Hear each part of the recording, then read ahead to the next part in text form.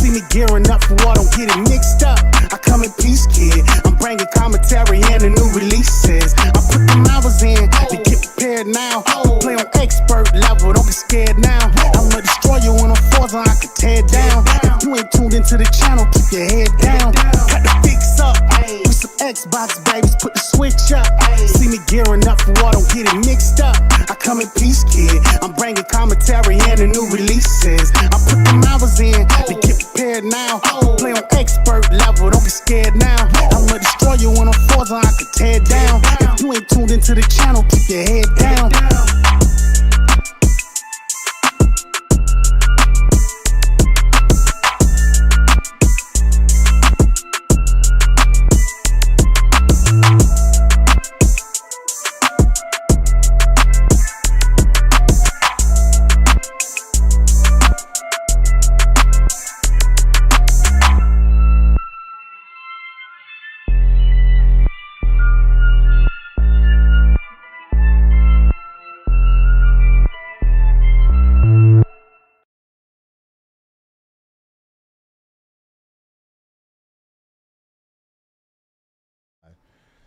Family. Thank you guys for joining us on The Fix tonight. I know you could be anywhere else in the world, but you're here with us. We thank you. I see my brother, Young Kiryu, in the chat. What's up, brother? Zach being here first. Shout out to Zach Riley. If you all could do me a favor and spread, I have it on Twitter already. If everyone can share that link out. I also tagged our great guests here with us tonight, and that is Assassin and Dots, returning guests and friends of the program and in general. So I want to thank these two for coming through and spending time with us. Unfortunately, Danny couldn't make it with us tonight. He has, I think, a power outage in his neighborhood, unfortunately. So he couldn't make it, but we're going to have a really good show regardless of that. It's a lot of gaming news right now. Like, we would be silly to miss this week, honestly. Gamescom was great, or is great. It's still going on. We got the GTA 6 that popped up on Netflix. Phenomenal, by the way. All in its 30 frames per second glory, by the way. There was much consternation about it. Oh, it might hit 60. It's not hitting 60. But it looks damn good. We'll talk about that too. And I'm going to attempt fate. And actually play some of it, of the actual Netflix footage off YouTube as we talk about it briefly, and hope that they don't destroy the channel. So we'll see. Listen, has it been officially posted by Rockstar on YouTube yet? Not that I know of. I think maybe an hour or two it might post. Okay. You know what though? How did you say that? Because it's like 7 o'clock here in Chicago and 8 where you're at, right? So yeah, maybe it is live now on YouTube. I'll check. Yeah. Oh, okay. Zach said it will be in 35 minutes. So we could technically... We can burn time to get it there, and then we should be able to just talk exactly. About that. Yep, good point. We can burn time until then, and we'll be safe. Looks phenomenal. But listen, to move us forward now, without further ado, shout out to Stilo. I see you in there. Let me welcome in our guest first, and that will be Dots. I'll start with you since I see you at the top here. Welcome back, brother. How have you been? What have you been up to? What have you been playing, etc., watching? Good. I've been doing good. Yeah, it helps how alphabetical order works with the Discord calls. Indeed. No, I've been doing good. Wait. What? Are you telling me that for all my life that I've been in Discord, that I have not recognized that it puts you in alphabetical order and not join order? Oh, you didn't know that? I'm getting up for a second. I'll be back. Yeah. He didn't know that? I do wonder. I wonder, can it be rearranged if you want, though? Like, can you do it however, but... Maybe if you're like a mod or an admin in the... I don't know. Probably. It's not... Yeah. Listen, we learn something new every day. That's what they say. That's what those saying is. Yeah. No, I've been good. I've recent stuff. Let's see here. I got back into some Warhammer painting. I've been doing. I was big on the Helldivers grind once the whole Illuminate campaign was up and helping with that. Now we're on a new campaign since we won that one. So Helldivers 2 still going strong for the most part. And then beyond that, I've been doing some Final Fantasy 14 with my fiance. We've been working on some Nice. grinds in that, kind of preparing for the next expansion that's coming out next year. So beyond that, it's been mostly jumping between those 2 or 3 things. So, but overall, life's been good. Man, I don't know how you guys do the whole MMO thing, but I do want to try it. Like, I wanted to jump into. There was a time where I wanted to get into Final Fantasy 14 for that. There was also, I did buy the Elder Scrolls Online and was thinking, like, should I jump into this at one point? But yeah, like I do want to try it out, but I'll have to get somebody who knows what they're doing and kind of follow their lead. That's Of what course, I feel. and luckily, you know, this is also kind of a meme with Final Fantasy 14, but it does have the intro free trial, and it's honestly a really good free trial because, like, I honestly don't know Elder Scrolls Online's like subscription or free trial business. I know WoW, I think it's up to level 20 unless they change that, which that's hardly much of the game at all. But I also haven't played that in God knows how long. But no, 14 gives you a lot for free. It gives you up until like the last 2 expansions. So for context, the last expansion we just did, which is Dawn Trail, lets your character go up to level 100.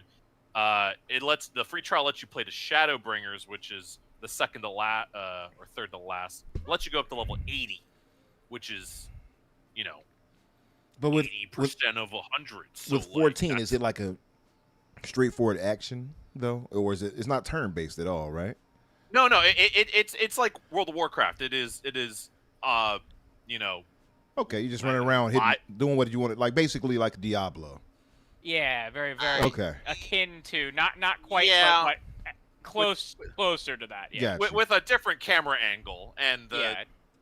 and there's a lot less movement play that games than a dungeon crawler like Diablo has, because obviously that game is very much like control. Because I mean, what MMOs are classically like, oh, here comes an attack and there's a big circle and you just have to make sure that you're positioned outside that circle. There's not versus, you know, Diablo where it's like, Yeah, my wizard tech is I get to teleport all over the place and make myself explode while I'm teleporting, and so I'm doing like a movement action play rather than I just need to relocate and then continue doing my attack rotation of, you know, the 7 attacks that I do in an MMO. Okay. it's a much slower. Yeah. It's a much slower ARPG style. And as someone who's played it for a while, it's very much not. I don't play the game for, oh, I love pressing the same 10 keys over and over and over again for every combat because that's the class I'm playing. That's not why I play 14, because there's so many other things and the story's great. It's, in my opinion, probably one of the best Final Fantasy stories ever. But unfortunately, it is Nice. a marathon to get through. Like, it is. I can imagine. That's the only thing That's the only thing that kind of holds me off on MMOs is like the steep nature of investment, right? Yeah. That's well, really and that's why I'm glad that currently the free trial goes up to level 80. And so that means you don't have to commit, you know, the $15 for a month and then force yourself to play for that month. You can just play the free trial for as long as you want, and if you get tired, you can step away. If you really love it, you dig into it, and you can take a break, and there's no hassle. And since you have access to level 80 content, there is so many other things you can do, like crafting, gathering, side objectives, mini dungeons that have their own mechanics that are separate from the game. Like there's There's so much stuff that you can do in that game. It's ridiculous. Okay. Umbra spends like 200 hours in like a 30-hour game, so like I can't imagine what would happen if you put him in a 3,000-hour game. Yeah, that's the thing that scares me because I put way too much time in like standard, like he said, 30 or 60-hour games. I'll put like 300 hours into those things sometimes. I cannot imagine something as open-ended as that with so much to do like that or WoW. I don't think I would ever get a chance to get off the thing. I've had like Morty to offer like, oh, you could just play 2 hours. I don't think I'll just do that. I think going in with a friend to kind of help guide you would definitely help, especially those first 50 levels. The first 50 levels are the drag. That is the hurdle that new players need to get through. Because if you hit that hurdle and you're like, this is the most boring, uninteresting stuff ever, then you unfortunately miss out on once things get to level 51 to 60 and beyond. That's when things start get interesting, which happens when the game came out 11 years ago, 12 years ago, I think, something like that. So the very intro of the game is still not polished, but once you get past that, everything's great. Nice. The game's made me cry. Like, the story is beautiful. Okay. The music, 10 out of 10. Like, it is another joke that the community has is you are buying a soundtrack with that the game comes free with your soundtrack purchase. Okay, nice. If you've ever played Final Fantasy 16, it's the same composer who does all the music. Masayoshi Soken. Yeah, he did. I liked all the music. OST for Final Fantasy 16 was really great too. I enjoyed it. Yeah, he does it. I mean, there are some tracks in the first 50 levels, A Realm Reborn, that were not him. Yeah. Everything else, was all him, and every expansion has non-stop bangers that I listen to this day. They're my Spotify playlist. Usually, at the end of the year, and they do your Spotify playlist Roundup. review. Yeah. Soken's always at the top. It is just so great. Weren't you in like the top 1,000 listeners of him I in was the United in States the or something? I think I was in the top, like, 5% of people who've listened to his music. It was something really stupid when we looked up the actual metric. Oh, damn. That's some dedication. But yeah, man, definitely happy to hear that about you and your missus. You're getting your enjoyment in together. They said the couple that games together stays together. I just made that up, but yeah. But no, that's dope. I do want to move us a bit forward for this to our next guest, but thank you for sharing all that. And thank you for joining us again. I appreciate it. And to our next guest, the illustrious assassin, or as he's so lovingly called by others who know him well, ass for ass. Assassin, welcome back, brother. How have you been? What have you been up to? What have you been playing and watching, etc.? I'm doing good, Umbra. You know, every time that someone introduces me on the show and reminds me of how I spelled my name, it's one of those moments that I kick myself in the nuts for trying to be creative, but not having the foresight to realize just how much people can make fun of me for being creative. Well, listen. But you know what? We will poke fun of you here, but it's all in good faith and love. Doom on you for being creative. Yeah.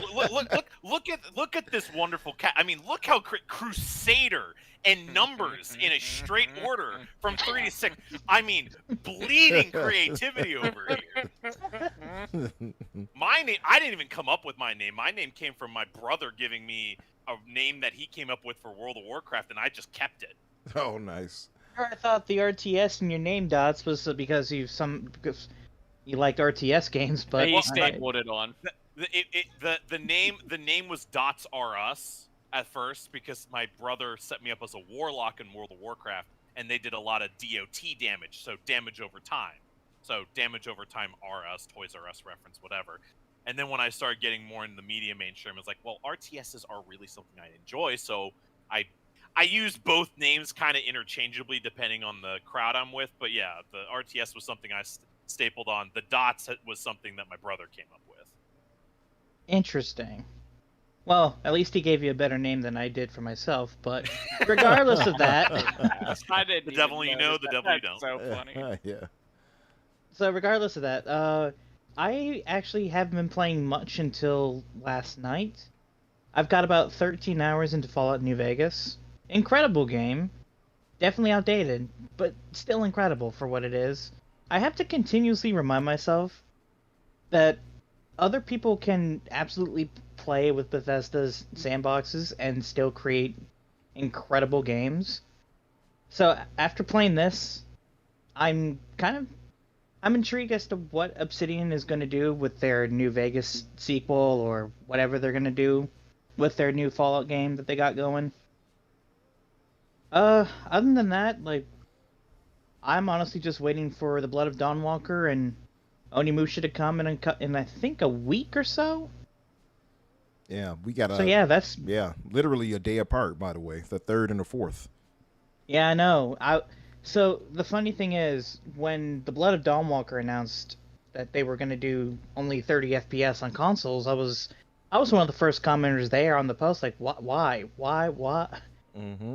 It cannot be as big as like a CDPR or a Bethesda game. Why is it 30 FPS? And then a day later, they're like, oh, well, it turns out we can do it day one. I'm like, all right, I respect y'all for being honest, but don't do that again. Yeah, So- they claimed that it was like something along the lines of we weren't sure if we were going to be able to get it in for the day one release, but it was already in testing. I think is what they said. Yeah, if I'm gonna be honest, if it did not come with a performance patch or a performance mode day one, I would prioritize Onimusha first. But now I'm gonna have to play what's that movie called where the mother has to decide between the two kids? Like a really old war movie. Sophie's Choice. Oh, okay. Now I gotta play Sophie's Choice as to which one I want to play.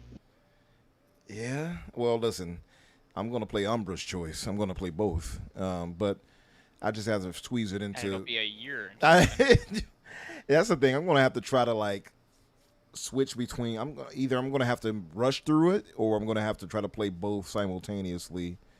Well, not. Let me rephrase. Do you like play both? Like XCOM give 2 games, hours here, Umbra? 2 hours to the next one. XCOM games, I do. I did play a few. Not XCOM itself, but the derivatives of it. Like for instance, Because I think you know what I'm about to ask. Like, are you gonna get Star Wars Zero Company? I'm really thinking about getting it. It's got good reviews. It might be. Is that part of the news roundup as well, Crusader? It is, and Yeah. I was going to talk about it a little bit because that's actually what I was doing right before I joined this chat. Okay. I bought it for one of my friends for his birthday, and we were sitting in Discord watching him play. Now that wasn't me. The sound you just heard, I had it programmed to do that when we have like a very generous donation. And sorry to interrupt, but I do want to highlight this because my brother, the legendary Yobi, has dropped and gifted us a very, very, very generous gift. And he did. Yobi is a man of his word. And this is what I mean by having so many great people in the community. Yobi is absolutely one of them. My brother, I've known Yobi for a few years now in terms of just talking with him on Twitter and things like that. And in general, I do wish to eventually meet so many of you. But Yobi has always been a man of his word. He has a lot of integrity. And I do remember, Yobi, I'm going to share a bit of this. I know it might bring back bad memories, where Yobi is such a good dude where if somebody asks him for help, he will donate to them and help them. And somebody took advantage of our good brother one time and lied. And he gave them money, and they end up, being dishonest about it. And I know it weighed heavy on him because he believed in that person. Yobi is a good dude. Yobi here just donated $50 to us here. Thank you, Yobi. He says, peace and love, life. I acknowledge you, my tribal chief. I got the finger up in the air right now, Yobi. He says, I always keep my word, sir. Have a fantastic show, brothers. And remember, you all are very important. Never give up. Chase your dreams. I believe in you all. You have the power to change your reality. Love. Thank you, Yobi. Appreciate you. And if I get a chance to pay it forward, I will definitely do that, brother. I appreciate that. If everybody in the chat could give a one for one love for our brother Legendary Yobi, I would appreciate that. Let me welcome everybody in really as well that I see joining. I see Biff. What's up, brother? We got to get you in. I know we did say that you'll be free on this now, so definitely want to reach out to have you in here. My brother Cap, Phase Captain, I see you. Had him joining in with us on Discord lately. I'm glad to see you jumping in here, brother. OG Maybe, what's up, brother? Says, with a name like Assassin, you should expect to be the butt of a few jokes. Nerds, what's up, brother? Nerds jumped in. Swell Tech, my brother, is here. Who else? Gray, of course. I should have mentioned Gray, our main mod, Gray Monad. And there was one other that I wanted to highlight. Oh, yes, the Arcane Realm, whom our brother Assassin would know. He said, Umbra appreciated you commenting on me in Assassin's first episode a few weeks back. I'd love to join the fix sometime in the future. So, Assassin, I do, going back to you on this, wanted to give you guys congratulations on getting you guys show up and running. Thank you, good sir. Yes, definitely. When we close, of course, for the night, I definitely want you to, tell the good folks about it and make sure you share your link in the chat. And I will also make sure to put your link and everybody's info that I didn't get a chance to later on tonight as well for your channel. But getting back, thanks, sir. Yes, indeed. Getting back though, I'm sorry about that. You were saying last that you were playing, or you were planning on getting, were those two games back to back. Basically, they're day apart, which was Blood of the Dawn Walker, and Blood of Dawn Walker and Onimusha Way of the Sword, which can I just say one thing about Onimusha? Have we ever gotten DLC for a demo before? I don't think so. Because they added new content to the demo. They absolutely I've never heard of that once before. or twice, but I think it's always been Capcom that has done it that I can remember. It's not just Why don't any more publishers early do that? access game that gets new content. That's interesting. Not quite, because demos are a little bit of a different beast. Where the demos are just supposed to be the first mission, maybe the first couple hours. But Capcom always extends theirs. Yeah, they always do a pretty good job of, actually valuing their consumers, which, I mean, I'm not saying they're completely, they're not saints, but compared to everyone else, you could argue that they are probably one of the best publishers in the industry. Well, I would, CDPR, probably. I think their most recent blunder was the Monster Hunter Oh. Wild PC release. That was unfortunately not a points in their favor. But I'm also not 100% blaming them. Like, they weren't being assholes about it, but they were also being very slow in dealing with a problem that they created. Yeah. Other than that, though, I would say most definitely. You say you could make an argument. Yeah. I wouldn't even argue it. It's easily they're one of the best publishers rather in the game. Not even a question. Well, it's just the fact that people tend to point out that for Resident Evil and Devil May Cry and Dragon's Dogma, they've added some things that could be considered microtransaction. Yeah, the microtransactions, specifically DMC, the Blood Orbs, or Dragon's Dogma. But then you also got Virgil for $5, so yeah, that's a pretty good deal. That's a really good deal. I like that deal. I'd take that deal. Would you take that deal? I'd take that deal. I'd take that deal. Why have we not gotten a Devil May Cry remake, Capcom? You're gonna run out of Resident Evil at some point. Oh, I believe they're working on it. No, they're not. I believe they're working on it. After what Leon's been doing, after the juice that Leon's been on, they're not back around. Listen. Dodge, you do realize that the two most popular characters from Capcom are Leon and Dante? I believe it. I'm aware. And it was so funny with the Leon thing. Somebody made a poster I saw. It said Leon will be in Avengers Doomsday. And I'm like, all he's going to do is parry any attack that Doomsday throws at him. And Leon is ridiculous now. He's superhuman, quite literally. It has been fun watching his evolution. Yeah. Too, where he's green police boy who's just really lucky to, this chainsaw jumped out of the wall. It just came out of the wall. I'm just gonna do a backflip. When I played Requiem and I was parrying missiles rocket launcher missiles. I'm like, okay, this dude is not human anymore. It's the same thing with Chris when he knocked the boulder and pushed the boulder into the lava. He put himself on the Chris Redfield training. 100%. Both of them are inhuman. They're fucking shows. Yeah. Okay, but how many times does Leon parry Virgil's attacks before he gets hit? Listen, I don't know. The immovable object, and what is it? What do they call it? The immovable object versus the I forgot the other force. Unstoppable force. Yeah, that's it. Immovable object against an unstoppable. Dante's got Royal Guard, and it's essentially the same thing. So Yeah. Yeah. Yeah, Royal Guard is ridiculous, by the way, with people who know what they're doing. But anyway, that's I think they are, just to go back to get on topic, I think they are working on something with Devil May Cry. I mean, Devil May Cry is, like you said, is one of their biggest selling, highest selling series. Take their time though, right? Like Capcom has been doing it right. I would never be like, oh, they need to hurry up, because they've been dropping bangers. I think we can all agree. Right, like, gentlemen, give me 2 seconds. I'm pretty sure lightning just hit the house right across the street from me. That's that's. Sheesh. Ironically, that he lives probably 20 minutes from me, and there's like nothing going on at my house. Damn. Mother Nature has been very, very scary lately. Apparently, it's been crazy in the UK right now too. Man, listen. I mean, I don't want to make light of it, but obviously we know about the Nepal situation, by the way. And definitely condolences to all those people who suffered out there and lives lost. It's crazy. Anyway, to get us back on track.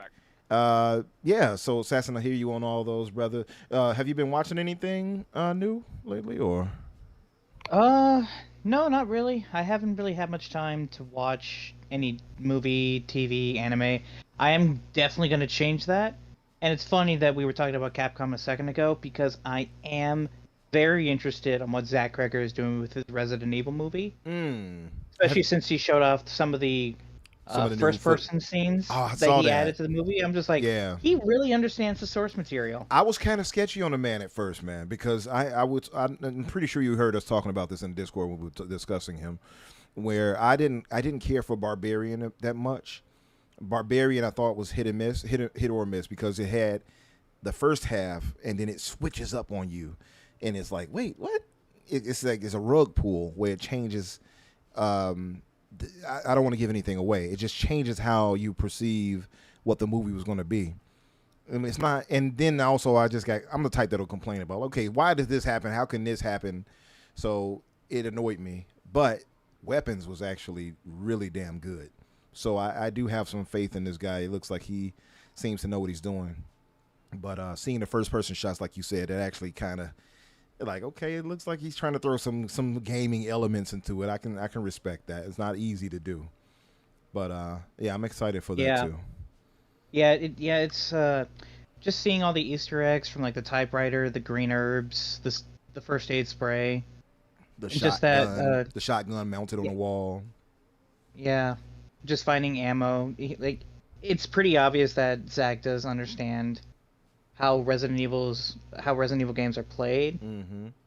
And when you look back at the other Resident Evil movies, I mean, only way to go is up. Maybe we shouldn't talk about those. The only way to go is up, right? I'd rather forget. To be fair, the only way to go is up. So, listen, the first Resident Evil movie back with Mila Jovovich was fairly okay, but they got progressively ridiculous and stupid.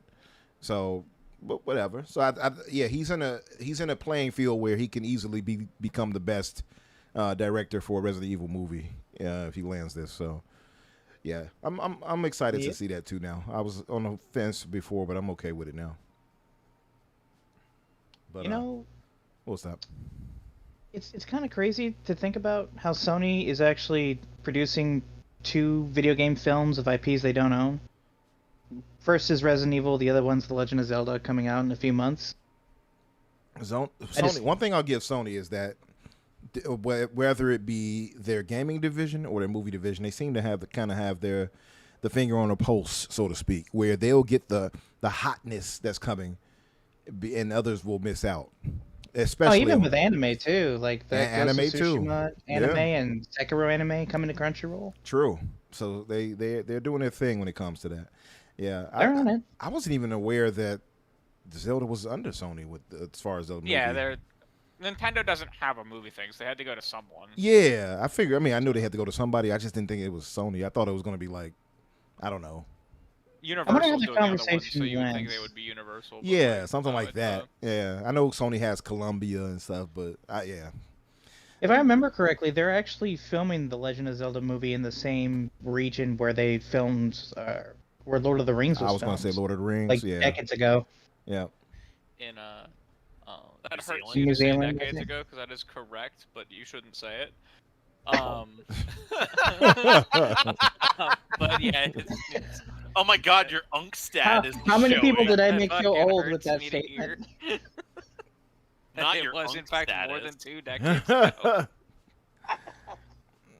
ago. Sith Lord, thank you for that. He sent, what did they sent hiding? Sent hiding for 10 jewels. Oh, he's hiding. Okay. 10 jewels. Thank you, brother. What's going on with it, Kiryu? He says YouTube doesn't like him today. But yeah, look, let me move us forward a bit. Assassin, again, thank you for joining us. Crusader, my brother, did lightning strike twice? So you good over there? Yeah, we're good. There's a pretty bad thunderstorm going on here. Oh, man. Dots, I don't know if it's hitting where you are, but it's hitting pretty bad I here. was just telling them when you stepped away that's like, yeah, he lives 20 minutes away from me. I'm getting nothing over Yeah, here. the entire, like, every window in the basement lit up, and I just and it was like an instantaneous thunder boom. So like right next to us, like no time no time delay between the sound and the light. So like it was a few houses down that it probably hit something on the roof, but there's no fire, there's no smoke, everything seems fine. But yeah, so I've been very busy with work lately because it's the start of the new school year, and like a lot of the clients I work with are school districts or schools. So it's time to get them ready for their school year. I think I set up something like 200 Chromebooks for last week. So I have been very, very busy. So I haven't had a ton of time for stuff, but in between the last show and this show, I did finish Final Fantasy VII Rebirth. And I did finally finish what was it? A Final Fantasy V. Final Fantasy V is awesome. Rebirth would be awesome with just like half the mini games. There were some good mini games in it, and there's some bad mini games and bad sections of that game. But that's basically what I've been doing. I had to run to a client after work today. Basically had to extend my work day a bit. I was gonna start the new spin-off of Plague Tale today, but I'm gonna start that tomorrow instead. But yeah, that's basically what I have been doing. I have not really been watching anything. But Yeah. yeah. So, among a string of bad news about things that's going on, that with you there, this with Danny, I just got a phone call myself right now with an emergency situation. Oh no. Yeah. You back this show? I might have to actually like literally leave. Okay. I'm trying to figure out a way to handle this if I can still have you guys do what you do. I was gonna say the stream might go on for forever. You could mute yourself and yeah, I think that's. We can just pilot the show. Is everything good though? Like you need anything? Unfortunately, it seems to be with my mother. She's in the hospital apparently. No. Yeah, my sister Oh, just no. called me. She said God. something pretty serious. So I have to.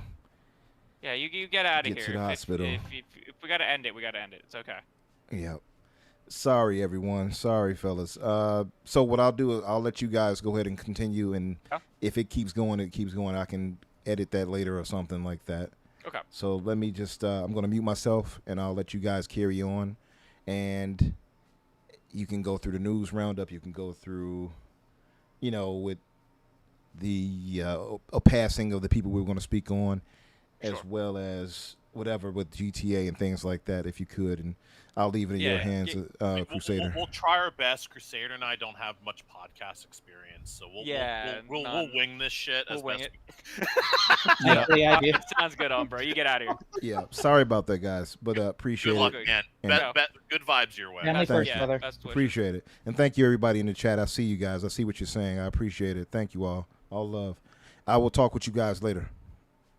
Yep. All right. So, the first thing I have on the news roundup is the unfortunate passing of Dolly Parton. Why can't I think of his first name? Tim Curry. Tim Curry and Peter Cullen. Dolly Parton was a just like awesome singer. Oh my God, Danny's here. Danny. What's up, Danny? Did you get power back? I did. All right, Danny. Umbra. I don't know my if you were God. watching, but Umbra had to leave. He had a family emergency, so we are just kind of gonna go until the show either stops or we're just gonna let it run for forever. Okay. Does it stop itself after a certain amount of time? If his computer decides it's done because of like it goes to sleep or something. If he Everyone, loses get your power. cocktails, get your Right. beer. If he loses power, or the computer just decides I'm going to sleep now. All right, everybody in the chat, open up a Yeah. open up a what do you call it? A betting poll. We'll see who gets what. But yeah, we were just Make this like last we were just until starting the midnight. topic of the three legends who passed away this week with God, what a dog shit week, am I right? truly what a dog shit week in terms of like losing incredible talent across multiple industries. Oof. And did you Yeah. see that it was Tim Curry's family, like he died the same day that Dolly Parton did, but they decided to not announce it until the next day, so that like one didn't like people could like mourn for Dolly Parton and him separately. I thought that was a really nice gesture. That is nice. Yeah, I'm sure that he wouldn't. I'm sure he wouldn't have wanted, of all things, his death to steal anybody's spotlight. Or yeah, or I also wouldn't want him to be forgotten because he's such a the one thing that I always think of when I think Tim Curry, and Dots is going to agree with me here, is the scene. I think it's from Command and Conquer. It is Red Alert 3. Command and Conquer Red Alert 3, where he is the entire game he is trying not to break character and just laugh because of the nonsense they're having him say. But I have to go to the one place that hasn't been ruined by the clutches of capitalism. Space. What a good ass game. And like we lost the voice of Optimus Prime, who has been the voice of Optimus Prime for like all of it, right? Like since the original animated show. There are, I think, maybe 2 animated series of Transformers where he was not Optimus Prime and they had a different voice for Optimus Prime. But the day one, and I think his last role was in the last Michael Bay movie. Okay. That I think the last Michael Bay movie was his last time as Optimus Prime. I think we've only really had one Transformers series since then, which he was not the voice of. But regardless, that I would say 90% of all, even the video games, 90% of all Optimus Prime has been Peter Cullen. Yeah. Mm. Yeah, it just really sucks. It's really sad. And like Dolly Parton was just a wonderful human being. Like outside of the song Jolene, I don't know a lot of Dolly Parton music. Okay. But like no, you've never I know heard 9 to 5? everything good that she's ever done for the world. Like there's so many good things that she has done for the world that I know about. Like the reading program for kids that she started. Pretty good. Like yeah, man. It's just sad. You never heard 9 to 5? I probably have, man. But like, You there's no way you haven't. There's Yeah. no You've way heard 9 to 5. you haven't. You've heard 9 Yeah. to 5. I guarantee it. The Jolene one sticks out in my head because of the one clip from American Dad All right. where Roger the alien is All in right. the car. Roger the alien is in the car, and they're like, "Are you okay to drive?" And he's like, "I'll sober up to the the wise words of Miss Dolly Parton," and he starts singing it in the car, and it makes me laugh every time I Pretty see the good. clip because it's so dumb. That's how I'm trying to be extraterrestrial. uh, but yeah, does anyone have anything else to say on that? Nah. It's, There was one. There was a meme that actually got me. That was like God talking to the Grim Reaper, and is like, "I'm upset with you for what you did to Dolly, but like, hopefully you got the job right this time." He's like, "What do you mean?" And it's like, "Yeah, no, I did exactly what you said.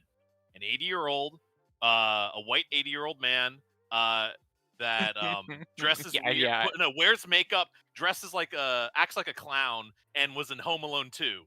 And he's like, "Yeah, good. Right. I'm glad we're on the same page." And then it's Tim Curry. no. The No! wrong one. Yeah, I Tim saw that Curry, one too. I just saw the one where they're both at they're both up at the pearly gates, and she's like, "Man, I knew I picked the right +1." Wasn't she married though? She yeah, was. probably, yeah. Like historically, her husband has never been in an interview. Like one of his wishes with her was that his life would be kept like completely private, and that's largely true. Like he did do interviews. He was like never seen in the public eye. Hmm. Power Probably to for him. the best. Who would want to be? Yeah. So I don't really have. Alright. I don't really have a connection with Dolly Parton or who is the Transformers actor? Peter Cullen. Peter Cullen. Yeah, I did not grow up with Transformers, but I do have one very specific scene from Home Alone 2 that whenever it pops up on my YouTube feed, I absolutely laugh. And it's mainly because of Tim Curry. It's the scene where Kevin gets caught with his dad's credit card, or he gets flagged and they try to catch him, right? Mm-hmm. And Kevin, he turns on the TV, he puts on, I forget which movie it was, but Tim Curry's character and the rest of the concierge come into the room, and Kevin is just manipulating the TV to make it seem like Tim Curry was like doing heavily inappropriate things with the bellboys, and he was just hardcore denying it. And I think it was the cop on the far right in the scene where the guy on the TV says Cliff. Everyone turns and the cop's name is Cliff. So it just made it seem like he was doing inappropriate things with the cop. And the scene ends with everyone in the room thinking that the guy on the TV, they think he's a real person. They think he's like Kevin's real dad. They think he's gonna shoot them with his Tommy gun, so they come flying out of the room when that scene goes, and the guy on the TV is just shooting the Tommy gun, and everyone just comes out like, "What the fuck is going on in there?" Home Alone 2 is a classic. Oh yeah, it's very Truly. good. All right, Dan, you want me to keep going with the news roundup, or do you want to take it? No, if you've got it. All right. Yeah. So we actually showed my mother Home Alone, the first Home Alone, for the first. She had never seen it. We showed it to her for the first time this past Christmas. Oh. And she was like, "This is some of the funniest shit. Why haven't you shown me this before?" I'm like, "I don't know." Mom, it's an old movie. Like, what do you mean? Why do I have to show it to you? What do you mean? Yeah, that's... You were born before me. You should have shown me. Yeah, right.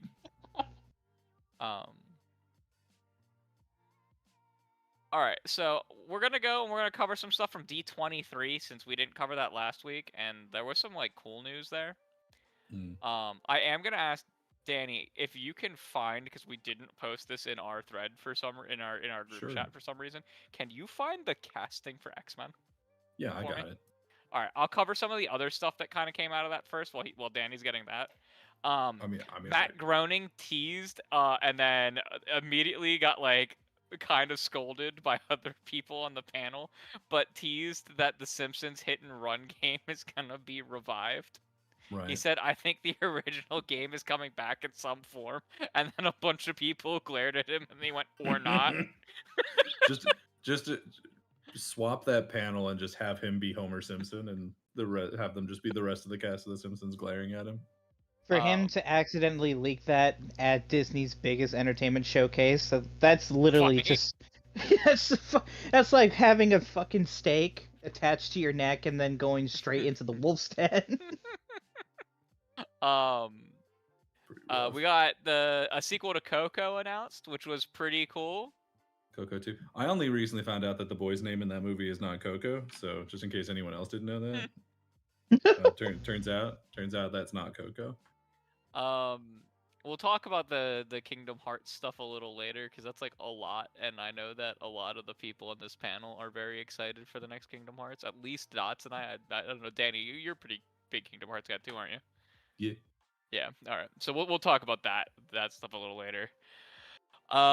There was the excellent, I don't know if anyone else felt this way, but that trailer for Vision Quest has me so excited for that show. For it's like the third part of like, there was the WandaVision, Agatha All Along, and then this is supposed to be like the third and final part of like that like trilogy series, Vision Quest inside of Vision's head, and we get Ultron as like the human James Spader with like the weird beard. I'm so excited for it. It looks so good. I'm just excited to see James Spader in literally anything. The beard is crazy. The beard is crazy. It's so big, and I don't think I've ever seen him with a beard before, or at least not when anything like that. No, So absolutely not. He's usually clean shaven in all his acting roles. I don't think he ever had a beard when he was on the blacklist. No. Yeah, I think he may have for like an episode or two when he's like doing some shenanigans where he's like not where it's like in between seasons and he's depressed red. But you can tell that as Ultron, he's acting just like James Spader does in the blacklist. Like, it's gonna be so good. I'm so excited for that. As soon as they said that James Spader was returning as Ultron in it, I was immediately excited because like Age of Ultron wasn't the greatest movie of all time. It wasn't bad, but it was not like the greatest of like the Marvel movies. It's like somewhere in the middle, right? But like James Spader was by far the best part of Age of Ultron, right? 100%. Like he was so good as Ultron. I'm so excited for more. His delivery, even if Vision Quest is going to be just a bunch of witty dialogue, that's all it needs with him. Yeah, I'm excited for that. That man's delivery for any of his lines. I was just gonna say the delivery that James Spader has with any of the roles that he's done is just top tier. Yeah, I could most of the scenes I rewatch from Age of Ultron are basically scenes with him talking. Yes. Yeah. And like he is by far the reason to watch The Blacklist because it's like the same thing in that. And what was that show that he was on as the lawyer? Fuck. He's in it as a lawyer, and William Shatner's in it as a lawyer. I don't know. Boston Legal. Okay. Yeah. Yeah. Yeah, that's also like if you want some classic James Spader being James Spader nonsense, Boston Legal is great too.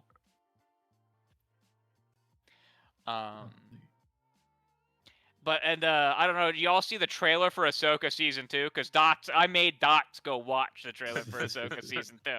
Of course you did. I'm so excited for Ahsoka season 2. I don't know. Danny, are you a big Star Wars guy, Danny? Not really. How about you, Assassin? You a big Star Wars guy? I mean, I understand the base of like the main lore, but I don't really get into the spin-offs that much. So there's a lot of lines that were lifted straight out of the Heir of the Empire books, the old Thrawn books from the old EU, that were straight up in it, and like that sent me. And there were people who messaged me like personal friends of ours that were like, I could feel you yelling about this from blocks like across the state. And like I knew that Dots was gonna freak out about it because the space battles in it look awesome. I'm still waiting for more stuff for Starfighter whenever that gets. Yeah, more. we got a Yeah. little bit more. We got to see his like costume for it, and he's wearing this like leather jacket that has the rebel insignia upside down, and it makes like a skull on this leather jacket, and it looks kind of. It actually goes kind of hard when Ryan Gosling's wearing it. But yeah, that was also hype. I think that was most of the stuff from D23 outside of the X-Men cast. Who was casted in X-Men, Danny? Let's see. So X-Men is gonna be an interesting one based on what we're seeing here. The casting is maybe a little curious in terms of both who they've cast on the actor side as well as like what characters they're choosing to cast first. Obviously we've got Sadie Sink as Jean Grey. This is known. Yep. We've known this for a minute now. But joining her, I think basically in the order that they were announced, is Samara Weaving playing Emma Frost, which is exciting. Yeah. She's a really great actress. If you've ever watched the Netflix miniseries Hollywood, she's really good in that. You've got Kit Connors as Scott Summers. He's not particularly well known. He's from, I think, most notably a movie called Heartstoppers, which is I think it's a comedy, but it's also like a romance comedy, a rom-com.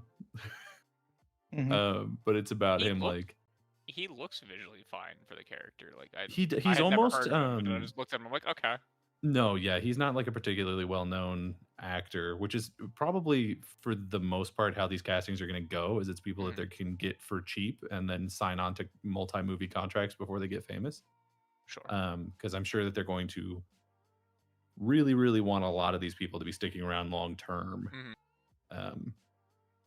So I have to assume that's where a lot of these casting choices came from. But he's apparently really good. If anything, look-wise, I would say maybe he's a little too big. Like he's kind of jacked right now, and I honestly don't think of Scott Summers as being a beefcake. So he gets jacked I after think he is Gene in cheats on Marvel him. Rivals. Everybody is in Marvel Rivals. Yeah, everyone is in Marvel Rivals. In Marvel Rivals, they basically got their dicks out. So it's, I mean, you know, it is what it is. Oh my god, the fucking Captain America jiggle was insane. The Punisher swimsuit outfit. Insane. So good. Wow. I'm glad they put jiggle physics on it. What an equal opportunity Gooner game. Really, truly. Revolutionary. You love to see it. And by it I mean his penis. They've also cast as Rogue Indy Navarrete. Yeah. Who is also not particularly well known, basically not known at all until earlier this year when she was in Obsession. The I'm gonna say victim of Obsession. Yeah. Like, you know, immediately, because like everyone, because like she was a standout star in that movie. She's really good. She was awesome in it. And I remember one of the first interviews, they were like, "What movie would you like to be in after this?" She was like, "I want to be a Marvel superhero." Yeah. And I'm like, all right. She probably got a call. Later that day. Yeah, she probably immediately had a call after saying that. I think visually, I think that they're gonna have to do a lot with her hair, because like Rogue has that iconic like. Yeah. I mean, it just add the white streak. You don't need that much changing. Yeah, I think she'll be able to pull that role off. Most likely. We just need to hear her Southern Belle accent. That's all. Yeah, right.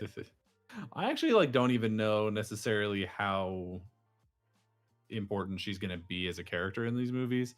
Generally speaking, Rogue is not like the most important X-Men. She was in the first X-Men movie though. I think that was like one of her like more, because that was the whole thing was her as a young girl and her interaction with Wolverine. Like that was, I know that was a massive plot point, at least in the first movie. I don't even know that I would say massive. I mean, it was a big part of the movie, but it wasn't like a driving force of the plot or anything. And then basically from that point on, she disappeared. Yeah. Like, she's cool. I think everyone likes her, but I just don't Yeah. know that they're gonna necessarily use her very much. Her she's big also role will come with like whenever they attempt to redo Apocalypse, yeah, because like which hopefully she is not absorbs too like soon. yeah. Well, they got to get her in a movie with Captain Marvel so she can steal her power. Yeah. That's the thing everyone's going to be pushing for now that she's part of a universe. She was also apparently in Superman and Lois for a long time, but Yep. I didn't watch that, so which I should. Also cast as Storm is an actress called Maya Boyd, who is not from anything. She is primarily a stage actress. Okay. So she is not necessarily someone who you're going to recognize from anything, but theoretically she had, some kind of process of getting the job. So she must have passed some kind of test. You know what I mean? She must be pretty good. This is maybe the one that I'm most concerned about. Like, she looks the part, sure, but I feel like Storm is such an important character for this universe that I think I see what you mean. I think giving the role to somebody who has hardly ever been on screen is like an interesting choice, and I hope that she will rise to the occasion. But I'm a little cautious about it. You know what I mean? Yeah. See, I thought you were gonna say you were most concerned about Professor X, because I'm just like, Professor X doesn't look right. Yeah, I am a little concerned about him too.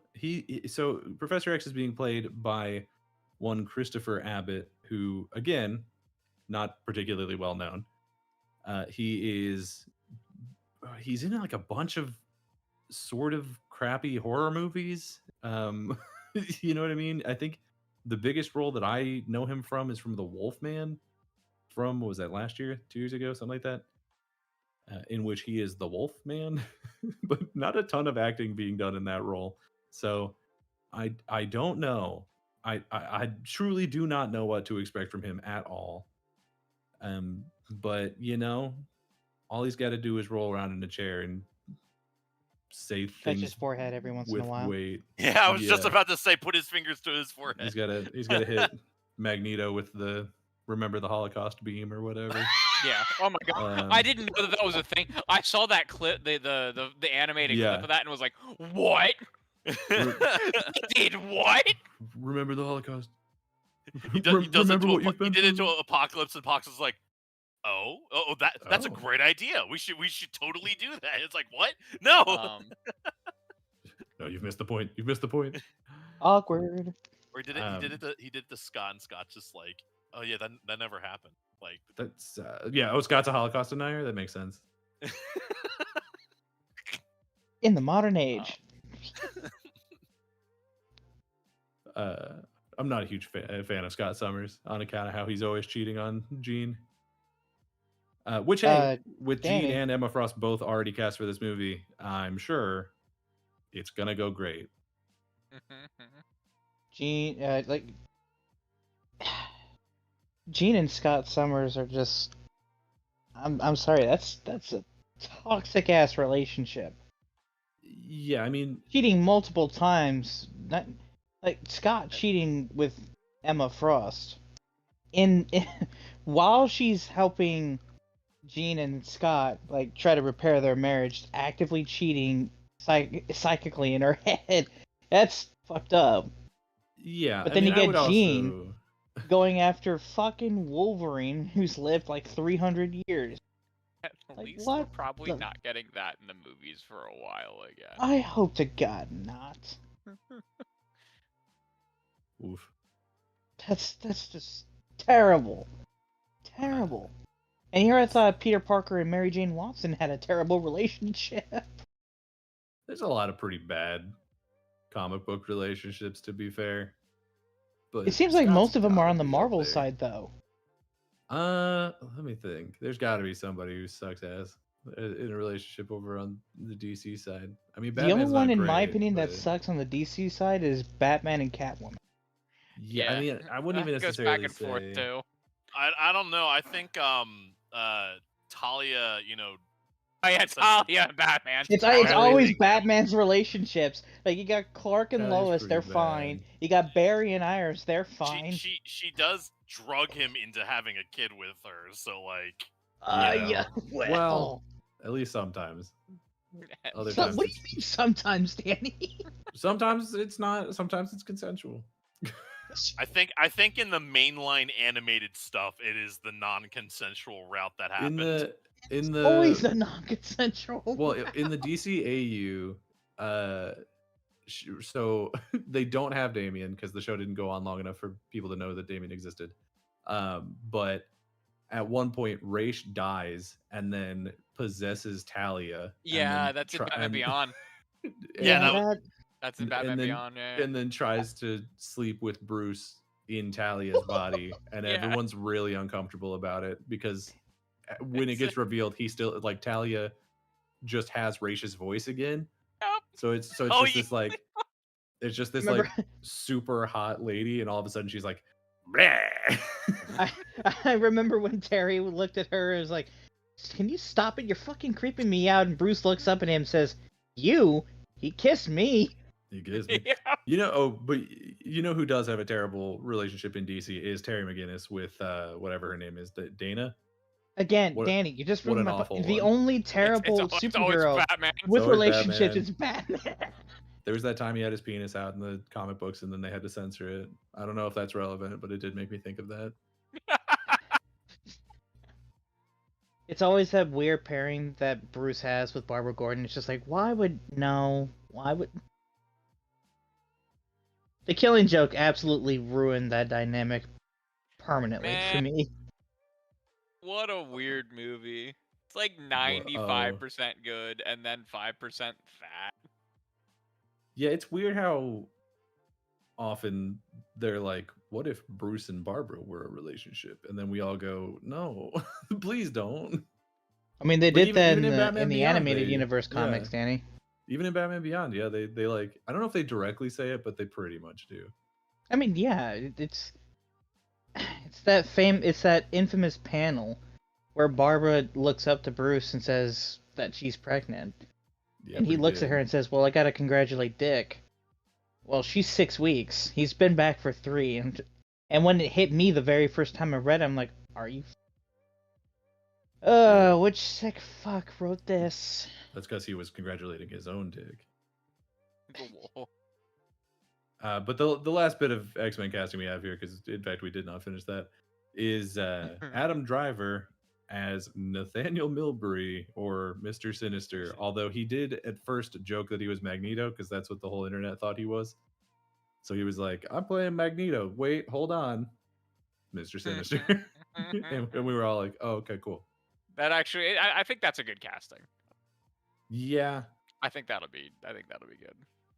it More. leaves me with a lot of questions More. about a lot of questions about what they're gonna do with Mr. Sinister, because he's such an unserious character. Like, he's very goofy, and I wonder how they're gonna deal with that in the MCU. I feel like they're definitely gonna tone him down. If he ends up being a painted white faced man with a diamond in his forehead, I'll be shocked. Doesn't Mr. Sinister have like a rivalry with Cyclops? He's kind Like, of specifically? with everybody. I really don't know. I know that at some point he will likely steal people's powers and then soup them up and turn them into crazy versions of themselves. But Yeah, because I know that the X-Men have like, I know they've typically fought their enemies together, but I know that some other villains have like an obsession with like a specific member. So I thought that maybe Mr. Sinister had that type of relationship with Cyclops. he very well might, but I don't Yeah, know. I'm not a huge X-Men guy. So Neither am don't I. have- Can you tell? I don't have a huge knowledge of that. I'm just it kind of hit me. So I was actually on Twitter with Dusty and a few others, people from the GCP server, and we were just refreshing Twitter every like few minutes to get the new announcements. And one thing that actually came to my mind, it's crazy that in 2028 we're not only getting the X-Men, we're getting Black Panther 3 and Ghost Rider, which was Yeah, we're back also to 3 technically movies. announced. 3 movies a year for Marvel. Yeah, they were like, we're gonna slow it down so that we can focus more on quality. Psych. Well, they're getting rid of most of the shows, which makes sense. Well, it was Yeah. easy for them to get rid of most of the shows because most of the shows were black guys, and apparently they're not a big fan of black guys. Because they canceled like what They 3 or canceled 4. Blade, Wonder Man. The Armor Wars show that Rhodey was Armor supposed to Wars star show. in. So Ironheart not getting a season 2. It was Also all like Ironheart pretty good. announced How did they pretty get it much back season to 1 back. is beyond me. Yeah, I don't know. Apparently, it was pretty good. I didn't watch it, but apparently, it's pretty good. I did not like it. No more Captain America movies. No, yeah, they're bringing back White Captain America. So Excuse me, sir. He's Nomad. this is what I said. They're bringing back white boy Captain America because they were like, well, hey, clearly this didn't work, and it wasn't because we made a bad movie. It was because Captain America can't be this guy. That's crazy. How am I feeling about RDJ as Doom, though? I don't know Not how great. I don't know how I feel about Doomsday yet. I'm not asking still about not Doomsday. I'm just sold talking about that it's gonna RDJ. be good. I don't know Like, how does much he do I the accent really care well? about it. Yeah. Like I'm not worried about Robert Downey Jr.'s acting performance. Since Yeah, he is, yeah, you're right. I'm not worried since he about it. was I'm worried able about to the be, movie itself. you know, the greatest black actor who isn't black. Like, Are we quoting? Are we referencing? yes, Tropic I'm referring Thunder to right Tropic Thunder. now? Okay. just checking. No, That he's is talking what I am about, referencing. Correct. He's talking about Robert Downey Jr.'s cameo in Roots. What? Don't worry about it. Okay. He's gonna worry about it. Worry about it forever. Yeah, man, it's interesting. I had pretty definitively fallen off the MCU train for a minute there, but yeah, me too. I don't know, between Spider-Man and now X-Men shaping up in a seemingly interesting way, I'm like tentatively leaning back in. But Vision Quest and Daredevil has me back in. The Daredevil show has been so good so far. I'm excited for more of that next March. For the most part, I think the ending of Daredevil season 2 is pretty rough. You didn't like it? No, I really didn't like when they were like, what if all of Daredevil's fans did a January 6th real fast? It's like, okay. Great. That sounds like a fun time. That scene with fucking just killing everyone. So good. Yeah, man. All right. Do we have anything Yeah, else man. for Marvel or anything? Anyone? I do not know. All right. Not for me. Gonna No. cover some games that got some reviews. Mortal Shell 2, which I'm pretty sure is what Umbra has playing on loop on the stream. Got like a 86 on OpenCritic, 84 Meta. I don't know which platform that is on Meta though, which is why when I hate people say it got this on Meta. People seem to be very much liking Mortal Shell 2. Same thing with the Sinking City 2. The Sinking City 2 is in like the mid-low 80s. I still have to play the first one, but I'm excited to play through the first one and then get the second one. The first one's pretty decent. Apparently the second one is like a whole nother level. People are saying it's like it's like taking a lot of inspiration from Resident Evil, which is always a positive, I think. I've seen like almost nothing about it. It was not on my radar at all. But it's looking pretty good apparently. Yeah. And then this week we had the launch of the review scores out for both Plague Tale Resonance, Plague Tale Legacy, whatever it's called, the Plague Tale spin-off. You got all the And words. It's just too the many order that's words in the questionable. title. I'm gonna Yeah. play it, excited for it, but it got like an 85, 84, 85 somewhere in there. Yeah. And the new Star Wars game, Zero Company, the XCOM like Star Wars game, got like an 86 or 87, or like an 87 or 88 on OpenCritic. I'm And it's like shocked by that. it's the highest rated Star Wars game since the EA era of Star Wars games. Yeah, I'm genuinely shocked. I'm a huge XCOM guy, huge like tactics game guy. And I saw the first trailer for that and I was like, "Oh man, that's going to suck." But then like every time they showed it afterwards, I was like, "Maybe." So shit, maybe I got to give it a shot. Yeah, It's out. I think it's out. It is Is it out already today. out? I Yeah. was watching. I got it from my one friend for his birthday, and I was before this show started. I was sitting in chat with him, watching him play.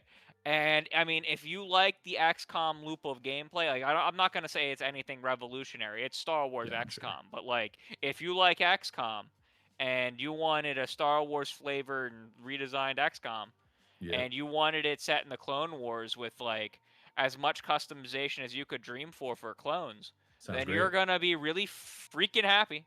Sounds like I'm going to be happy. Yeah. Sounds like I'm going to be pretty happy actually. And I think it launched at $60, so I don't remember Nice. what I paid for it for, but like Does it have a physical release? I do not know. I'll check my local GameStop. It was EA published, so probably. Probably. Hopefully. But yeah, so like a bunch of good games came out. You love to see it.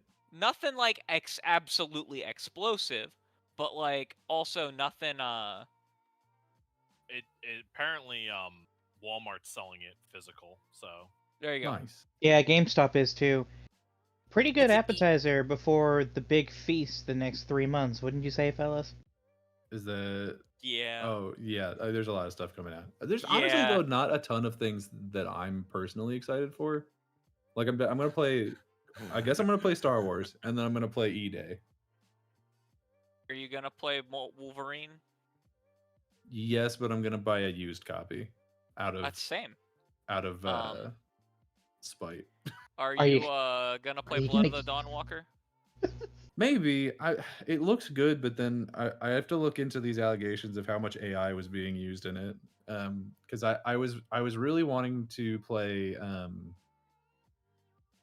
what's that other one? Amsterdam 1666. Yeah. And It's a then tremendous amount of oh my god, they fired that lady, and then they were like, because they replaced. She's a writer, I guess, and they replaced her with AI. Yeah. And then when she complained about it, they're like, I don't know who she is, but if she worked here, she sucks. And then they were like, I couldn't even tell you how much AI we're using. I don't know which of our assets are AI and which ones are not. I'm like, that's not a good thing.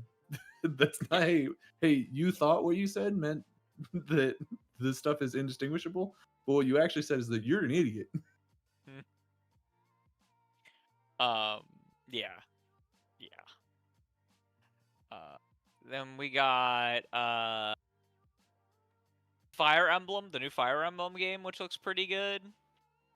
I am excited for that, actually. We've got Control Resonant, which I'm super excited for, because feed me the Remedy weird shit. Feed me more. Feed I it to am- me. Hook it to my veins. I am a bit less excited for Control Resonant. Yeah. Yes, because they decided to fuck over physical gamers. Oh yeah, they delayed the physical version. It Mm-hmm. makes no sense to me. Like, delay the digital version too. I bet Like, there's you're just- there's probably a shipping issue. Well, Maybe. well, too bad. Too fucking bad. But that's just my opinion. Then there's Silent Hill Townfall. Which then that one's a huge And- pass for you, correct? That's a huge pass for me. That one's a That's big too pass much for you? medical in it. I'll play that one, but because of how many other games there are, I'm probably gonna You just wait on probably it. wait. Yeah. Yeah, and It's a apparently PS5 PC exclusive for like at least 6 months. So. for like 6 months. Yeah, so it'll probably be by the time I get around to it, it'll probably be on other shit. So I'll probably play it there. And then for Dots, because I normally wouldn't call the game out, but because Dots is here and I know how much he loves it, we have Ace Combat 8: Wings of Thief. Yeah, monkey, full monkey. Monkey sees I plane. know, like that is your favorite video game franchise, correct? I would argue that yes. Okay. Because I know that's a big one. Yeah, so September has a lot of huge releases coming, and then like October continues it with like E-Day, and there's a couple other Dawn big of ones War in 4 October. got delayed to December. That was Yeah, that's just good. It's good that it's a delay. It's weird delaying it this close to release, but it's good. I think they were fearing the sales projections based on how many games were launching next to each other. That's probably Like fair. it probably has nothing to do with the state of the game. Well, it would have been out by now, I think. They got to be careful though, because if they put it too close to Total War Warhammer, then Total War's going to eat its lunch. What, Total War 40K or Yeah. the End Times deal expansion? 40K. We don't have a release date. Yeah, for there's that yet. no- That's No, probably not but going to be it's- until next year. But they're just Yeah, pushing but Dawn of next War year- 4 to to this December. Yeah. Yeah. For now. And Well, then... they're in like a lot of the like late beta test, like public beta tests. So like they're practically done. I think they're just doing tune-ups. Yeah. But October also has that really cool looking 2D Final Fantasy game, which is the third game that's called something with resonance or resonant that is coming out in the span of like 30 days. Yeah. That had to that title had to have focus tested really freaking well.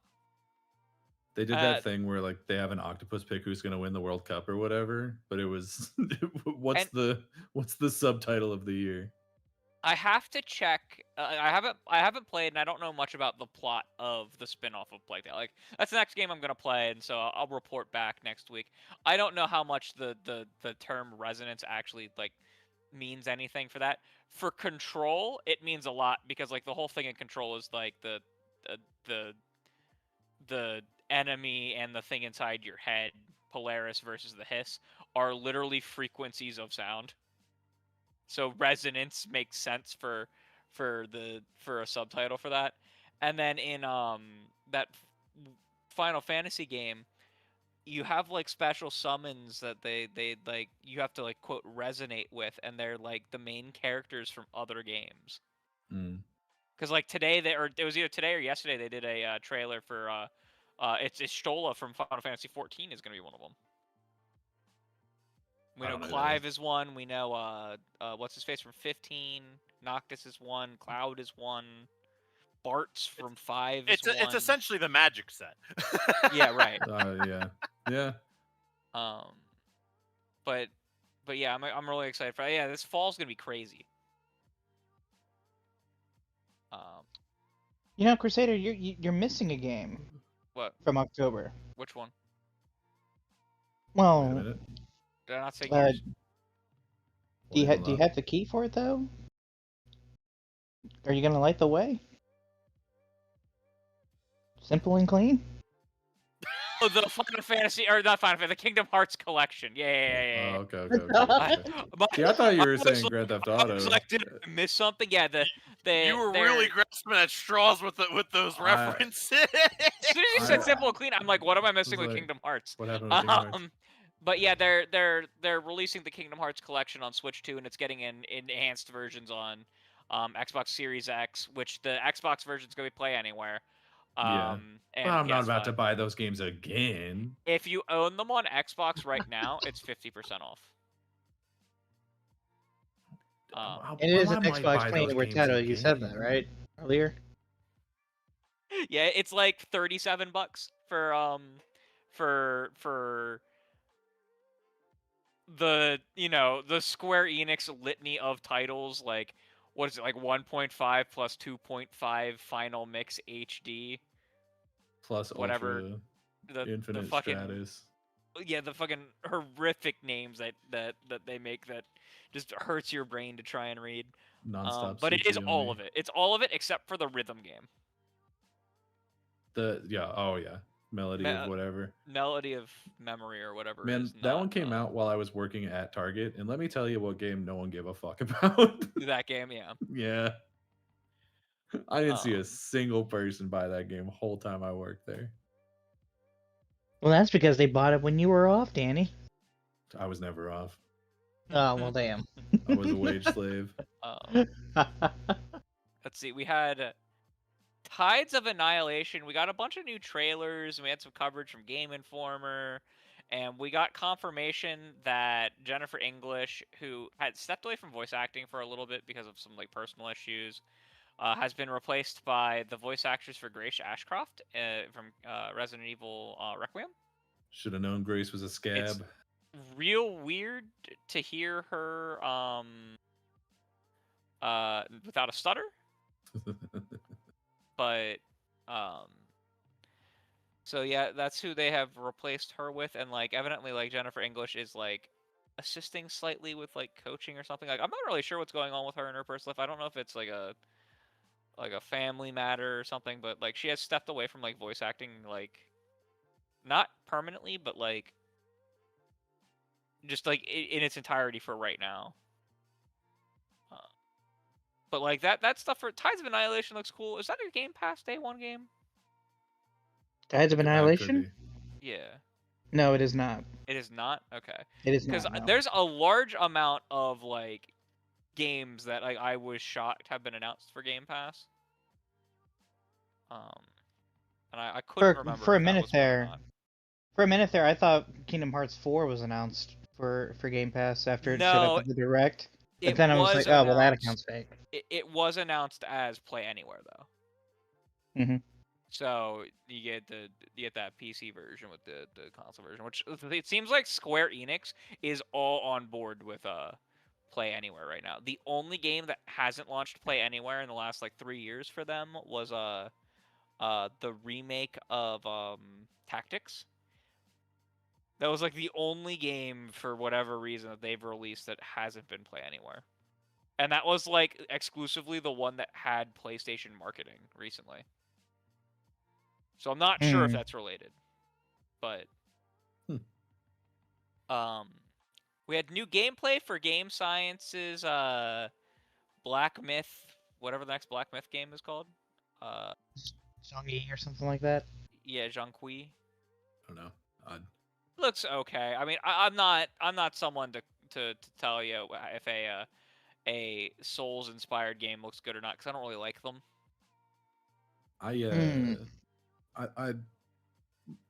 Umbra's not here. It's safe to say this. I thought Wukong was wildly mediocre.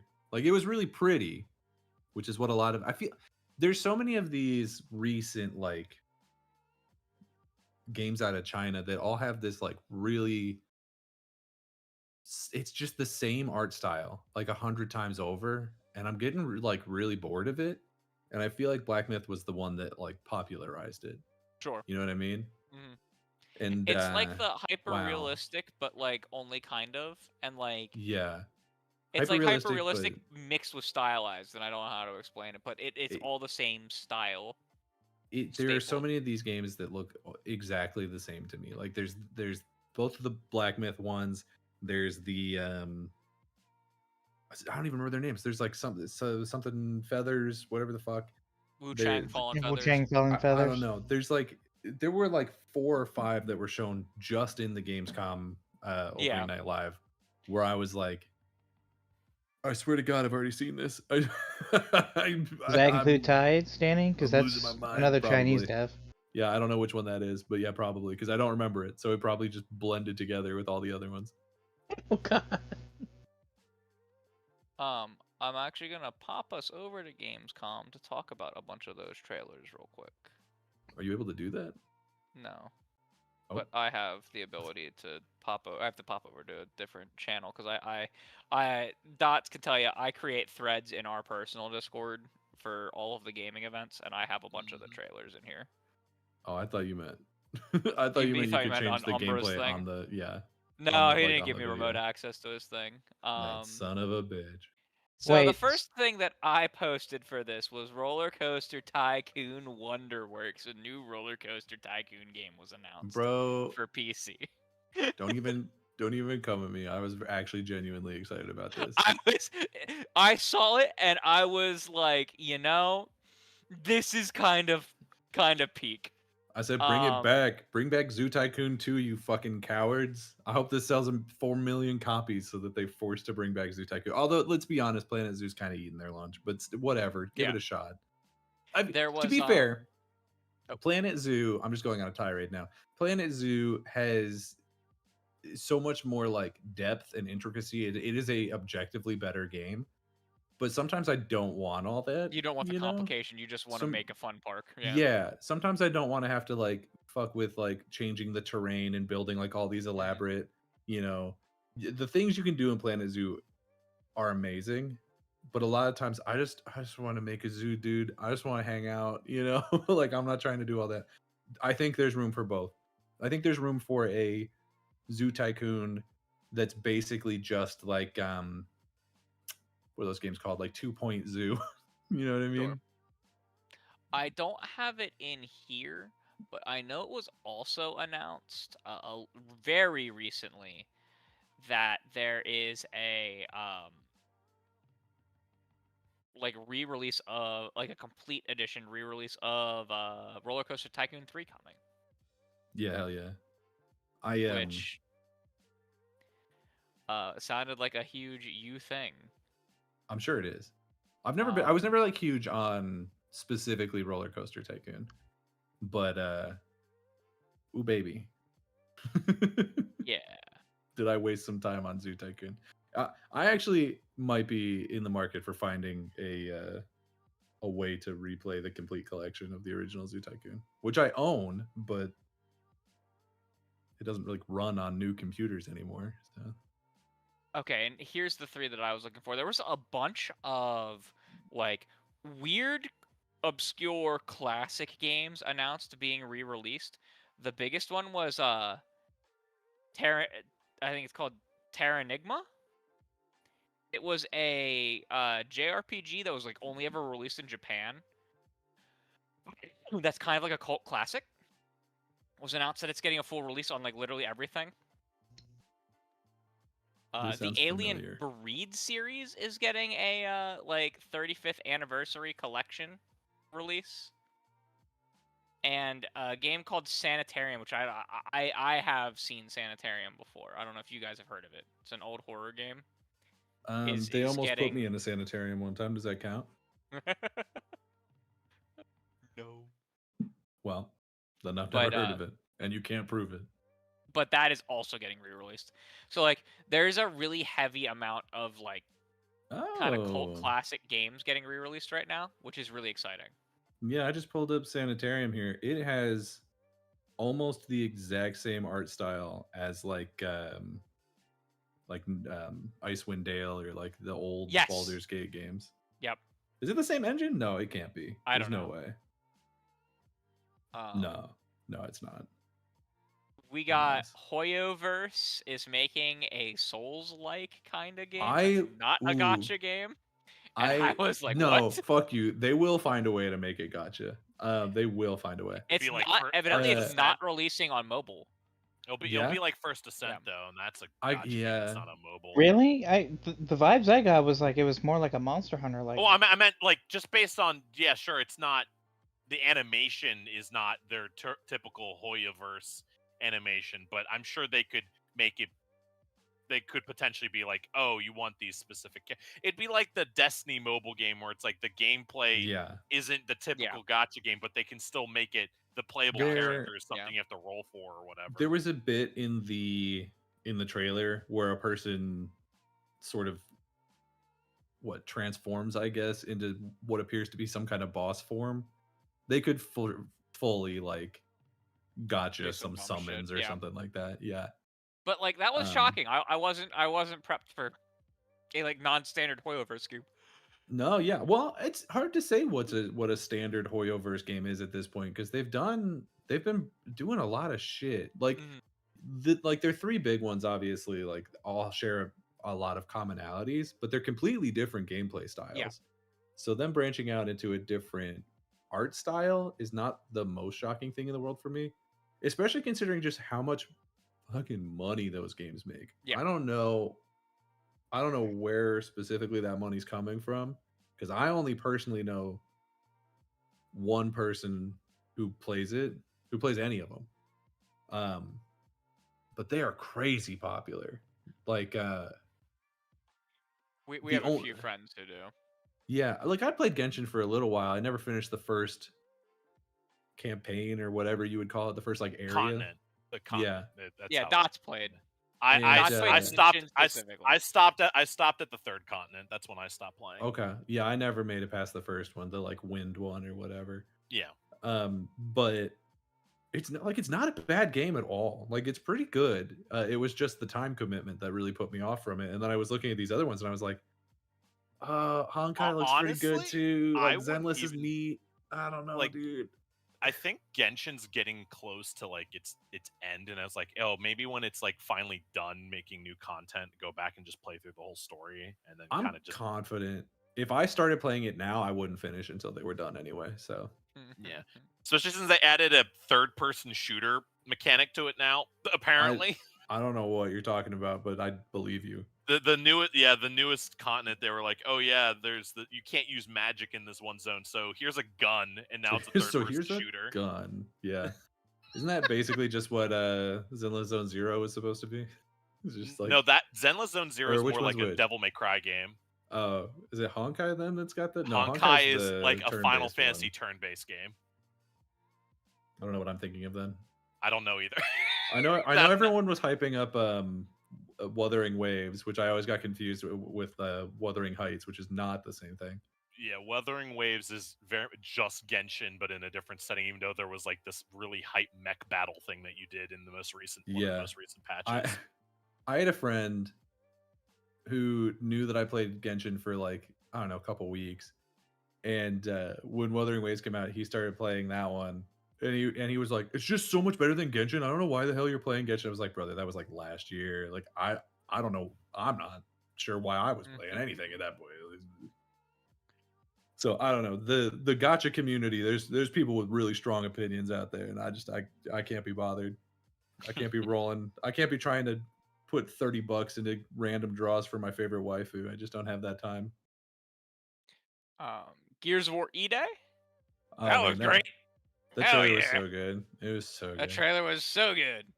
I think it's really funny that so I wasn't here at the beginning when I assume you guys still did the like, what have you been doing this week? Whatever. Yeah. I played the Halo campaign evolved, finished that. Really good. I don't know if whatever patch you were talking about was out by the time I started playing it. It was. But it was pretty good. It's not like the most amazing thing in the world, and like, but the number one thing I saw people complaining about was those Johnson missions, and I think they're good. Like they're not great or anything, but they're good to fine. And then I looked into what people hated about it, and it was this lady, and they're like, "How dare this lady not like Master Chief?" I also do not like the. I thought they did the ODST rivalry with her very poorly. I didn't really care. Like the people who were that I saw that were upset about it were like, I can't believe that this person isn't immediately in love with Master Chief. Can't you see how huge his dick print is through his armor? Wow, what a cool guy or whatever. And I was just like, okay, well, ODSTs like pretty much always hate Spartans. And if you look into the reasons for why, like there's some pretty fucking valid reasons for why anyone wouldn't like a Spartan. So no, I'm actually kind of fine with that. But my point of bringing this up is I thought it was really hilarious that exact same character was just in this as well. There she is. And she looks at the team of gears and she's like, you're mine now. You belong to me, motherfucker. I was like, yeah, hell yeah. I just saw like one of those, you know, anti-woke fucking YouTube shorts guys just turned to dust like he got fucking banished to the Shadow Realm, and I fucking made my life. Oh, I was so happy about it. Yeah, so a couple of our like, I'm not the biggest Gears head. Like I'm not gonna play the multiplayer. I'll probably play a little bit of the Horde mode. But every time a Gears game has launched in the past little while, I have played it in co-op with my one friend, and we are both really excited to play this campaign in co-op. And I think we're actually going to try and do it in 4-player co-op, because I think we have a couple other people who are like going to play it with us when it comes out. This is easily the game I'm most excited for the rest of the year. and this trailer still somehow managed to raise my excitement for it. It is in my top few trailers of Gamescom, but there have been 2 now between the shows yesterday and today that have beaten it. Well, and at least 2. I didn't watch whatever show was today, I don't think, so I probably missed some shit. But I will say, as a negative, I do think the design for what is apparently the big boss of the game, kind of whatever. Not terrible, it's kind of whatever. But yeah, like, it looks like we're getting a good Gears of War game again. Shocking from the Coalition, you know? I know. Like, I'm shocked. Shocked, question mark. Like, even the ones that people didn't like were, like, still good. Good, yeah. Like, yeah. Like, Judgment is It's still only a good 2 game. hours of the beta. Like, I had never been into Gears multiplayer. I played through all 5 of the main Gears War games, like, a couple years ago to get ready for Gears 6's announcement, but obviously that didn't happen. No regrets playing through those campaigns. They were all, like, fantastic. Like, yeah. The original trilogy is, like, my overall favorite era of Gears. But Gears 4 and 5, like, despite their issues, they were pretty solid entries, and E-Day just seems like a vast improvement. And Hivebusters is excellent. Yeah, 5 is great. Did not play Hivebusters. But and then 4 is just kind of like it's good. It's not my favorite, but I think that's mostly JD's fault personally. Yeah. But you know what's a shockingly good game is Gears Tactics.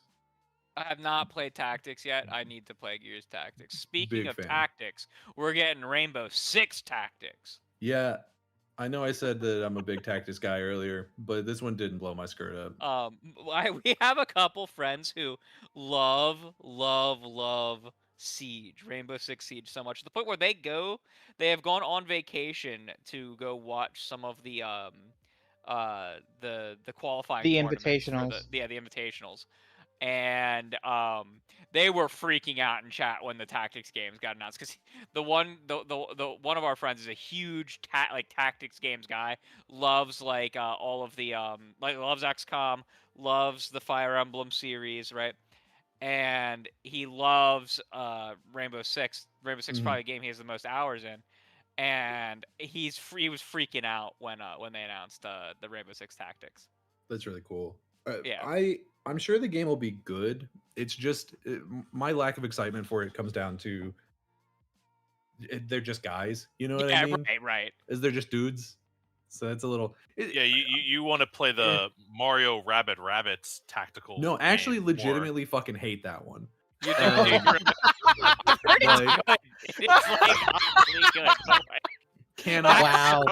I didn't expect that from Danny. Cannot fucking. Visceral. Whoa. Yeah, no, cannot fucking stand that game. That game's actually fucking terrible. I'd rather play fucking Siege Tactics. God. I would rather play with an active hand grenade than play that game again. It was. I'd rather put my balls in a mousetrap. It's like it's. I mean, it's babies first. Like that's what it is. Like it's a tactics game built for people who primarily play Mario games, which is, I know that a lot of adults still play Mario, but like it's aimed at children. Right. Yeah. And so it's very like, square hole, square peg. And then you're just like, I think I got like extra turned against it though. Cause I guess it's not terrible. It's just like it's the most boring tactics game I've ever played. But then I got like extra turned against it because like, all of these reviews kept coming out and they're like, this is the best tactics game ever. It's so much better than all of these ones that Daniel loves. And I was like, okay, so what I'm hearing is that like you're just not good at tactics games and this one was really easy, so you felt better about it. Like that's what I'm hearing. I think I've only played 2. I played the original XCOM and I played the Warhammer Chaos Gate Demon Hunters. Those are the only 2 I've played. See, I haven't played that one, which I should because I really like Warhammer. The only tactics game that I put a lot of hours into was Fire Emblem Three Houses. I don't think Persona counts as technically that's a different. tactics game. Yeah, that's not a tactics game. I mean, it is but turn-based. There is There's Persona the Tactics. Tacticas. There's yeah, but that's tactics not one. really the There's same. no squares. You need squares. It's Oh, still a square. good game So, though. so the squares are the differentiating. The ending of Persona Tactica like genuinely had me emotional. Okay, it's a good game. The gameplay of it is like kind of whatever. Still beats the pants off of Mario fucking Rabbids. Wow. But like the story of it, real good. Fair enough. The whole plot of the story is just telling a lady that she's good enough, and I think that's I mean like that's the most simplified version of it humanly possible. But Speaking of goddamn. someone who actually has 2,000 hours worth of Siege across 2 consoles. Yeah. Yeah. Yeah. Rainbow Six You said Siege for the was. tactics game. Yeah. I wouldn't say excited like, oh my god, this is a must play for me, but it genuinely was a good surprise. I actually heard about this game like a year ago. Like Yeah, they it were, leaked. yeah, it leaked that they were doing like a Rainbow Six Tactics game like XCOM, and when I read that, I was like, how the hell are they gonna do that? But then I saw the trailer, and I thought, well, god damn it, Ubisoft is actually trying different things now. They're actually like trying new things with their existing IP. As I actually have gotten a bit invested in the characters of Siege, like I know their lore, I know their history. And I said it earlier, Fire Emblem is like the only tactics game that I have any experience in. Which one? I think Three it's Houses. Three Houses? Okay. 3 Houses. 3 Houses is a really good one. It's not necessarily the best Fire Emblem game, but it is the most accessible, right? It's absolutely the most accessible, and I think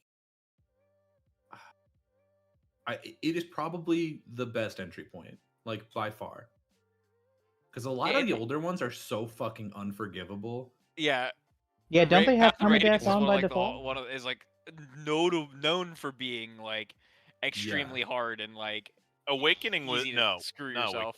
Was it the one after Awakening? The one with Corrin, the dragon guy. I guess there's a lot of dragon guys. That doesn't really narrow it down. Well, Awakening's really good. I think you mean was it Conquest? Conquest and Birthright. Well, it was Conquest and the other one because there were two. It was two games. It was Conquest and Birthright. They did a Pokemon Red and Blue version type thing with it. Yeah. That was my entry point. I think that was my entry point. I think that was a pretty forgiving entry point. Those ones are I think any of the ones from Awakening on, I think, are decent entry points because Awakening, I believe, is the first one that added the ability to turn off the Iron Man mode. Yeah, the no permadeaths of your teammates or whatever. I think if your first time jumping into a Fire Emblem game, if you're going back to like Sacred Stones or something, and you're like, what do you mean? What do you mean dead. I lost two guys and they're for sure just gone? Like, fuck. Permadeath. Like, that's rough. That's really, really rough. Yeah. So I would definitely not recommend starting there. Are you getting Fortune's Weave, Dandy, next month? Probably. I don't know if I'll get it at launch, though, because I have a lot of other things that I got to be doing, but I'm definitely going to play it. What character are you going to focus first? Oh, for sure the Bard. What's her name? Leda or something? Okay. Her and her, like, group of people that they showed off are so much cooler. I really like the what's his face, the vampire looking dude who's just like, I just want to fight people. I like him too, but he has big like villain energy, and I just feel like he reminds me of a villain from FF14, and it is almost 1-to-1. It's uncanny, and I really want to see what they do with him. Fair enough. Yeah, I think I'll probably play the Bard, and then maybe I don't know. They showed off recently that like you kind of have to play. Yeah, you kind of have to play all four of them. So maybe I'll switch back and forth like before I finish one of them. But I'm definitely most interested in the Bard, and then maybe the kid, like his crew seems. The generic fantasy main character. Yeah, because I feel like there's a really strong chance that the game is kind of like tuned around that character. You know what I mean? Like it's also funny that all this shit is for the prologue essentially of the game. Yeah. Oh yeah. Yeah. It's going to be a massive prologue before. Oh yeah, the apocalypse is happening. Here's the actual main character that is supposed to be you. Yeah. Well. Now here's the real story. Yeah, really. originally when they showed it the first time, I was like, I'm for sure gonna play as I don't know, even know her, the like barbarian lady, I guess. The With like queen lady. the queen lady, because Yeah. she's so cool. But then they showed off her companions, and I was like, oh, well, they're kind of whatever. So I was unsold by how lame her homies were. Like they were just fucking. I was like, and, and that's also kind of true of the guy you were saying, the vampire guy, because one of his dudes has like fisheye, and I don't know what the hell's going on with that. I don't know if you saw his ass. I'll send you. Hold on, I'll post a picture in the Okay. chat. Yeah, to answer your question, Crusader, like if I'm excited for Rainbow Six Tactics, I definitely got it on my radar for now, but I gotta wait for that other shoe to drop. Like, what the hell is Ubisoft gonna do to this game to completely fuck it over before launch? Yeah, sure. It's a thing with And, them, like, you know that. yeah, well, they for the second time. I can't remember what the first game they did it with, or if it was even them, but I know that it has happened again where someone has released a game on Steam, and it was Ubisoft this time. They released a game on Steam, and they forgot to include the files. They forgot to include the actual game. Yeah. Oh, the Heroes of Might and Magic 3 thing. Yeah. Yeah. Yep. Yeah. How Yep. is that possible? It's happened a few times. It's usually something weird on the delivery back end where like Steam is not actually like the things aren't actually linked and it's not pushing the right package from Steam. I'm pretty sure Ubisoft has done it twice in the last like 3 years though. That yeah. What is your Now for the game that stole the show for me, because it's the next one on my list, was and it is probably my most anticipated game of the next probably 12 months, and that is Exodus. Oh, It is yeah. the Mass Effect-like RPG from Archetype Entertainment under Wizards of the Coast. And the trailer for this was the release date trailer of next April. And they showed off another one of the companions that you get, which is a sentient octopus in a mech suit named Salt. I'm glad that that's a positive for you, because it's definitely a negative for me. Is it really? Very much so.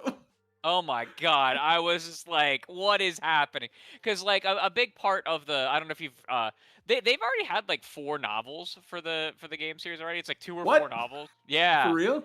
Yeah, there's all kinds of stuff that you can do. Like the world building is already insane for this universe. Were the books written? Is it like the game is based on the books, or was No. No, like, it's kind of they're like Halo. It's actually a lot like They're Halo. pushing the Halo. Oh my god. Yeah, it's Wait, a lot did like the- Halo because Halo Did Halo CE put was out books not the before? first. So Halo CE was not the first piece of Halo media released. Halo: The Fall of Reach Whoa. was. It came out a month before CE. Whoa. Yeah, I sincerely did not know that. yeah, so when people get mad that like stuff happens in the Halo books like off screen, it is a little frustrating that like certain plot lines don't get tied up in the games. But Halo has been a book series as long as it's been a game series. And it's been a New York Times best-selling book series as long as it's been a best-selling game series. Okay, you say that, but I feel like they'll just give that award to anything. They do just give that award anyway, but they like they were the first 4 Halo novels were extreme. Well, I guess technically 5. We don't really count Halo: The Flood because Halo: The Flood was just a novelization of CE. It's the only book that was released in like for Halo that was a direct novelization of one of the games.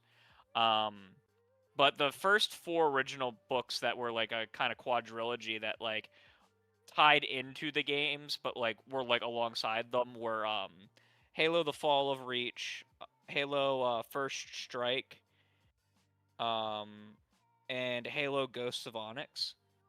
And they're excellent. But yeah, they've for Exodus, they have released a few novels that are basically just trying to set up this world and set up the lore of the world before the game comes out, because I think that Wizards of the Coast wants to do a lot with this kind of universe that they're creating beyond just the game. Like, I would not be surprised to hear that they do some kind of D20 style tabletop for it as well. It really feels like they're setting it up to be like their sci-fi universe. That's And But they already there's have like a whole thing Spelljamers. about how like fair. for labor that they genetically modified all of these animals to have sentience. Like there's bears too Yeah, that no, are I like remember this. the. There's I a remember there's a the frog that's like this. And so I was really excited. I thought the gameplay itself that they keep showing like just looks good. But this is barely the number one on my show. The number two for me was from today was The Expanse of Cyrus Reborn, which is also a Mass Effect like, also coming out next spring. What show was today? Was there I another believe Future Game showcase? Show was today. Wait, So did like they show off new Gamescom is just gameplay? going on right now. So I like there are other showcases and stuff going on, but like there's just trailers that are just dropping, and I don't really know where they're dropping from. But that was a trailer that came out today, and it was gameplay from Ganymede. For the Expanse. So the Expanse is a sci-fi universe that takes place almost not entirely, but like a lot of it takes place within our solar system. And so Ganymede's one of the moons of Okay, so I was right. Jupiter. Yeah, it was Jupiter. Ganymede. It's named after I Zeus's I remember watching the first 2 seasons of that show. It's really good. Yeah, and so I'm really excited for that too, because we're getting 2 Mass Effect likes next year, and like Mass Effect's one of those franchises that other companies didn't really attempt to make a game like it, and now we're getting 2 of them, and I'm really happy because I do feel I'm starved for content like it. I do feel like calling it a Mass Effect like. It's a third-person shooter with a third-person shooter where you have squad mates and your choices impact the narrative. It just makes me look at it sideways. You know what I mean? It makes me look at them like this pretender to the throne. Oh, sure. Though I will say, Archetype Entertainment was founded by former BioWare devs that were Mass Effect leads. I mean, I feel like there's like 30 studios that say that though. And now that I think about what Danny said, like the way that Crusader made it sound like it's.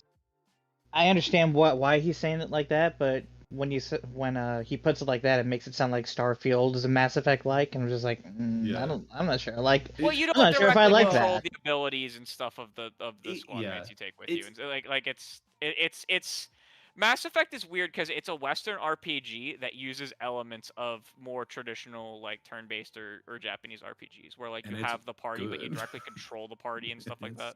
Yeah, doesn't Exodus and The Expanse aren't they also cover-based like Mass Effect was? Yes, they're also cover-based third-person shooters like Mass Effect. Okay, good. They are both supposed to be spiritual successors. Exodus is supposed to be a spiritual successor from former people from this from BioWare that. Like one of them's the narrative creator of Mass Effect, and other ones I forget what their role was. And on the other hand, with the Expanse, they literally are like, yeah, we wanted to make a game like Mass Effect, but we don't have any of those original devs. It's Owlcat Studios making it, and everyone knows who Owlcat Studios is. They made Warhammer 40K Rogue Trader. Like they also made Pathfinder Wrath of the Righteous. Okay. They're known more for their turn-based RPGs. This is their first time trying to make a action one. But they are well known for making really good choice-driven turn-based RPGs. And they were like, some people were like, how do you feel about the comparisons to Mass Effect? They were like, great, it's what we were going for. We're tired of there not being a game like this on the market, so we're making it. How insane is it that we're getting 2 Mass Effect likes, but we can't get 1 Dragon Age like? That's good. Hey, we just had a Dragon Age. It just wasn't very good. A Dragon Age like? What was it? No, he's saying we just got we just had Veilguard like last year. And it just like kind of sucked. No. It wasn't a Dragon Age like. Veilguard has a singular defender. It's me. Why? Because the final act of the game was basically Mass Effect 2, and it was peak. The rest of the game kind of blew ass. But like, howdy did the ending kind of slap? I don't know, because it would have. I agree to some level, but at the same time, it's like I feel like the reason Mass Effect 2 worked is because I cared about the characters. Yeah, right. I didn't give a fuck about these dudes. Or the fact that you were locked out of doing anything Renegade. It's that too. really fucking funny that game, that's like, because like a lot of people raved about how like the mission structure of the finale of that game was basically the suicide mission from Mass Effect 2, and when Jason Schreier wrote his gigantic report on it, he was like, "Yeah, people seem to point out that the ending was well liked. Well, let me tell you, that was made in like 3 months by the like kidnapped Mass Effect team that they pulled in to get the game across the finish line." And I'm like, Cool. "Yeah, it just checks." Cool, great. I'm glad that The we might never get Mass Effect 4. yeah, What a right. what a great life we live. It's I feel so okay. It's bad for okay. BioWare They at are this more point. likely to sell BioWare because of the fact that they need to recoup all the money than they are to actually just close them. That It's is the true. one thing people need to remember. And they're going to It sell is more BioWare, likely that they will sell the asset than close the asset. and they're going to You sell BioWare to Embracer Group. you could just I sell would it. say I would Sell it rather to Embracer me. Group have them because at least they'll still be open for a bit. Like, True. Well, if there's we just one gotta thing you fight the can next battle to keep them open. if there's It's one thing if there's one thing you can guarantee that Embracer will do with BioWare IP, it's that they'll just take all the old shit and re-release it. So we'll Yeah. get modern Oh. releases of like KOTOR. That'd be neat. they'll be embraced. Don't worry. We'll get modern releases. As of, long as BioWare doesn't go to PlayStation or Xbox, that's perfectly fine with me. I mean, just yeah. I would Unfortunately, I would think, rather either of those two buy them than them outright be closed. Oh hell no! Not with their current situation. No. I think there's a pretty solid chance that that's gonna happen. Yeah, I do too. For fuck's sake. Specifically, I think it's like I think it's like There's relatively likely that that Microsoft will buy them. there's arguments for both companies because like I know there's PlayStation arguments, Crusader, but doesn't have a like an RPG studio. Like they don't. I understand. They should, but they keep stopping them from fucking doing it. Mm-hmm. I understand. Like I understand where you're coming from, Crusader. Like you just said, Sony doesn't have an RPG studio. Like Yeah. I don't think Sony could even do an RPG if I'm being completely honest. And Microsoft has too many RPG devs under their belt that they don't even know what to do with either. Until Asha's coming in and fixing the problem. Yeah, I know. I mean, look, the fact of the matter is, we don't know if BioWare can make an RPG right now. Yeah. It's more about getting. They've been gutted too many times back. Yeah. Like, whoever does anything with them, like it's a fixer-upper. Like it's not. It's more who gets that IP and who can rebuild the studio. Yeah. By God, if it was my decision, I would have Square Enix buy BioWare, and they are relegated to Final Fantasy XIV. I was like, Square Enix is never gonna buy another Western studio. They're never going to. They don't want to own anything. I just wanted to get a reaction out of Dots, if I'm being honest. That's it, Assassin. I'm coming to your house. Catch me on your Ring camera. Joke's on you. There's a terrible thunderstorm. Why do you think I was late? Yeah, thunderstorms here too. I had to get up for a second because I thought I had lightning strike the house across from me. We have my apartment complex has some like genuine damage from a storm that lasted all of 30 minutes. Oh my God. There's like that's crazy. Roof damage. There's like huge branches down. There's holes in some of the fences on the perimeter. If this was a zombie apocalypse, we'd be fucked.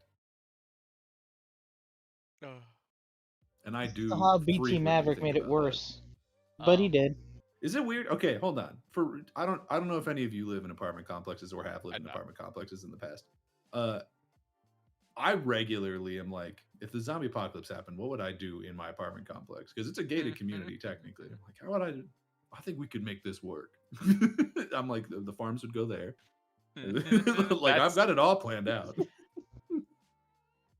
I have zero plans for zombie apocalypse. I got 5 million power in Rise of Kingdoms. I should be fine.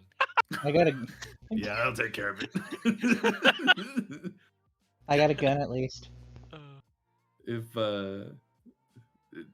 long as you don't want to. I always hate whenever you ask people like, oh, what's your zombie apocalypse plan? Because it's just like a stupid fun question, right? And they're like, I would just throw myself into the zombies. I don't want to live in that world. And they're like, and I'm just like, I feel like you haven't played in the space.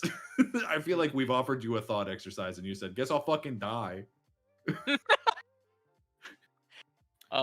If I was to go out, it would be in a ball of glory, but that would not a blazing glory, but that would not be ball of glory. ball. That would not be my starting goal. That would be my end game. We're in the I Persona recently- 3 was supposed to I'm- be the game that helped like people reach out away from death, Yeah. not reach into it. I'm pretty off topic at this point, but we just watched Resident Evil Extinction for Ready Set I'm so Replay. sorry for your loss. Hold on. Well, hold on. Hold on. It is bad. But there's a bit, it's really bad. But there's a bit where Carlos like blows himself up. Like he's been bitten and he's like, I'm gonna go out in in a ball of glory. And I think the plan is he's supposed to drive this truck through like a wall of zombies and then gate crash into one of these umbrella compounds. And he fully flips like on the second zombie he hits, and I'm like, that was not the plan. That was not what was supposed to happen. And it's very funny. The way you set that up, I was about to ask, why does it sound like exactly what what Dom did in Gears 3, but once you said it hit one zombie No, and Dom, flipped, Yeah. then no, Dom it gets was the like, job no. done. Carlos like immediately fucks up and then goes, guess I'll die. And then just blows himself up anyway. What the It's really funny. We were just talking about the old Resident Evil movies too before you jumped in, Danny. Yeah. I'm about to have to go watch Afterlife, which I've never seen before, but I'm sure it's terrible. Can I go watch the new movie? The new RE movie? That's why we're doing it. Yeah, we're watching all of them to get up on the channel hopefully before the new one comes out, because we're hoping that the first one, the new one, will be the first like genuinely unasterisked good Resident Evil movie. Because like the first movie's fun, but it's not good. Like objectively, it's not a good movie. It's Which enjoyable. one was the one with the laser wall? That's the first one. That's Resident Evil Okay. 1. I've only seen the first 3, and I think prior to this, I'm pretty confident I had watched the first 2, and then maybe saw like clips of the third one, and I don't know anything about any of the ones from this point forward. So like Afterlife, and the ones that I don't even know their names. I think one's like Retribution. I don't know. I've got no idea. There's like 4 more movies. There's so many of these. We'll get our first our first good Resident Evil movie, guys. Don't worry. I'm so excited. It's gonna be really good. That director's awesome. Weapons is so good. I've never seen Weapons or Barbarian, but I keep hearing nothing but good things about Weapons, at least. It's really good. I trust that director with my life. Would you trust him to that- do a Dead Space movie then? I need someone You to do know, it, please. I think if he had a passion for it, like if he had played the games and liked it, then yes. Because that's why I trust him so much with Resident Evil, is because he's like a huge Resident Evil fan, and you could tell like the way he talks about it in interviews, like he knows his shit. He's not like the fucking Supergirl director who didn't even fucking read the comic. That's psycho. I actually need to skedaddle. Get to hop off.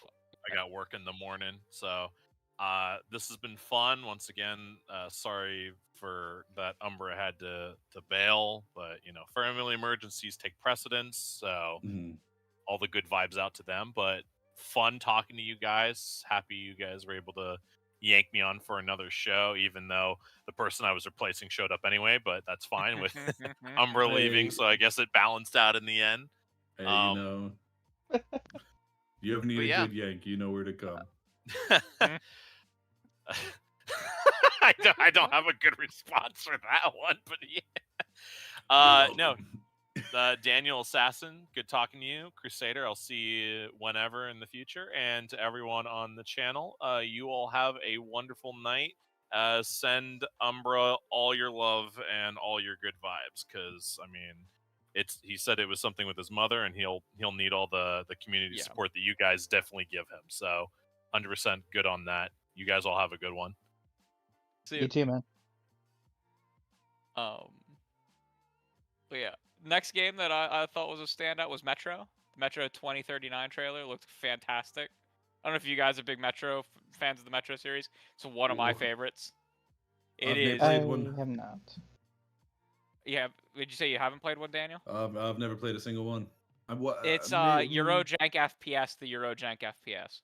yeah, I think I might have played like a demo for one, but not. I don't Um, even really remember. So I'm gonna say I haven't. It's played one. 4A Studios is actually kind of like CDPR in a lot of ways, in that their first two games that they released in like their major franchise, like for CDPR it's The Witcher, and for 4A it's the Metro. The first two were like pretty good games that like had a pretty good following, but not like a massive massive following. And then they released Metro Exodus, which was like groundbreaking. Sure. Metro Exodus was just like it had phenomenal and very performant inclusions of ray tracing when it launched, and then they launched a year later a free upgrade that made every light in the game ray traced, but it still runs at like 4K 60 on like everything. Interesting. Yeah, they have some really impressive talent in their with their in-house engine that they have at 4A Studios, and Metro 2039 just looks so good because we're actually back in the Metro for this one. Because Metro Exodus, the Exodus was it's all outside the Metro system Right. of Russia. Because the basic plot is that a civilization has sequestered itself within the underground metro system of Russia, following or of Moscow, following a basically nuclear apocalypse on the world. And man, does 2039 look really good. Correct me if I'm wrong, but so now that you actually mentioned the comparisons between 4A and CDPR in their games, so the first three Witcher games are based around Geralt, right? Yes. The first three Metro games, I believe the based main around character's name Artyom. is Artyom, right? Yeah, Artyom. So, and here the fourth games are coming. This one being 2039 is based on a new character, the Stranger, and Witcher 4 is focusing on Ciri. Yeah, because It's they kind of both it's have kind of funny that they're finished both their characters in their trilogy. yeah, that's where I was And, going. It's like it's kind of and like they're so- passing the torch on to like the Yeah. new era. Yeah. And 2030. It's also interesting. The Metro books are the Metro games. The first two, at least, are very loosely based off of novels. The novels, you can get them online and read them for free. They're written by this gentleman in the Ukraine, and he licensed the games. He loves the games. Unlike Yeah. the maker of the Witcher series, where Yeah, I was the maker gonna of the say, Witcher series fucking hates. He hates apparently. he doesn't hate it as much anymore now that like they renegotiated the like terms of the licensing deal with him, and he makes more money off of the successful Yeah. games now. He 'Cause was he's, like- super salty because the Yeah. games were infinitely more popular than his books. Yeah. And the Metro guy, it was the same thing, but he was like, "Hell yeah!" Like I'm so glad. He's like, yeah, this is he's great. Like, Hell yeah! I'm so glad. But yeah, I'm that game I'm also super duper excited for. It looks so good. The first two games little rough to play through. Just straight up gonna warn you. Exodus plays excellently. It controls excellently. It's like a very modernized game. The first two games you're gonna play them. You're gonna be like, wow, this is Eurojank. This is Central European jank video game like the old Stalkers. I would like- say the same thing about the Witcher games, though. The first two, yeah. No, the first two Witcher games Yeah. are Eurojank. And The Witcher 3, also still Eurojank. Like, you walk into things Sure, and, like it is Central European man talking to you with like his tattoos and everything in the bar. Like, Yeah. they do not stray away from like the Central European, the Polish, like the kind of like common folk culture of like those countries, and like that's a good thing. That's not a bad thing. And like Eurojank sounds like derogatory, kind of like friend for like games like some of those weird co-op 4-player friend games lately. But like I love the like hidden gems that come out of Central Europe, that you tend to get really great weird nonsense games. And the Metro series is one of my favorite in that. Yeah. Yeah, I really don't know too many other ones. The other one that comes to mind Stalker's a immediately big is one. well, but I haven't played that one either. The only other one that comes to mind, I don't even know if it really counts because it's like it would be, I think technically like Russian, but the Atomic Heart. And Yeah, I was not so a fan I'd of Fish. count Atomic that Heart. too. That's in that same vein. Yeah, A, but I a just- lot I of the didn't- Eurojank is also is also like from the Russian developers. Another big Eurojank game is Escape from Tarkov. Yeah, and I've heard a lot about that, and It's I've not like played it for 1 the second. extraction shooter. Yeah, yeah. When No, you like, I mean know what it Eurojank is, Crusader, but- what do you mean? Sorry to cut you off. Eurojank Andy, is but- typically very low budget game that comes out of Central Europe or Russia. So like the original Witchers, the Metro games, Atomic Heart. Does that include Kingdom Come? Probably. Where aren't they based out of France? No, aren't they Polish? They Who? might be. Yeah, that would count Let me them look that too. up. Especially like, see again, Who? Warhorse and 4A and CDPR kind of transcend it now Polish. because their games are much higher budgeted now because of the success of their lower budget ones. Like Yeah, the first Kingdom Come Deliverance definitely would fit my bill of a Eurojank game. The second I one, guess you the could- second one transcends past that because of all the money they made from the first one that allowed them to actually do stuff with the second one. I guess you Yeah. could And they- consider Remedy's older games to also be Eurojank as well, like the original Yeah. Alan Wake 1. Yeah, though those kind of a those different I'd thing, even put a bit further because like man, Remedy makes some of the fucking just weirdest shit on the planet. Like Remedy is in a lot of ways like there's like 3 studios that you can put in parallel with each other. There's Remedy, there's Double Fine, and there is Kojima Productions, where like they're each like of their culture, where the Remedy ones are very very Nordic. Mhm. Like everything is influenced in the Scandinavian culture in their games. So to an Warhorse extent. is based in Prague in the Czech Republic. Prague in the Czech Republic, yeah. So that would fit the bill, especially the first one. The second one, again, a lot of these companies that have made these weird cult classic or breakout hit games that had a lot of jank to them, because like man, you play the first Kingdom Come Deliverance game, that game has a lot of jank to it in like the best way, but it has a lot of jank to it. And then like the second one is the refined version of that. And like same thing with like Witcher 1 and 2 versus The Witcher 3 in Cyberpunk 2077. Like CDPR started off as a very Eurojank studio that has been able to invest, and now it's the jank is still in it, but like it's not the production values have gone up tremendously. Does that make sense? Yeah, I get it. Because like there's a lot of games that like, or a lot of mods or a lot of add-ons for stuff that are made by like solo or very small team of like Russian or like Ukrainian or like Czech developers that come out of nowhere, and you're like, what the fuck is this nonsense? And it tends to be really good. I love this growing trend of just like new developers coming Yeah, from like the most weirdest or most unbeknown places, sure. even in Europe still.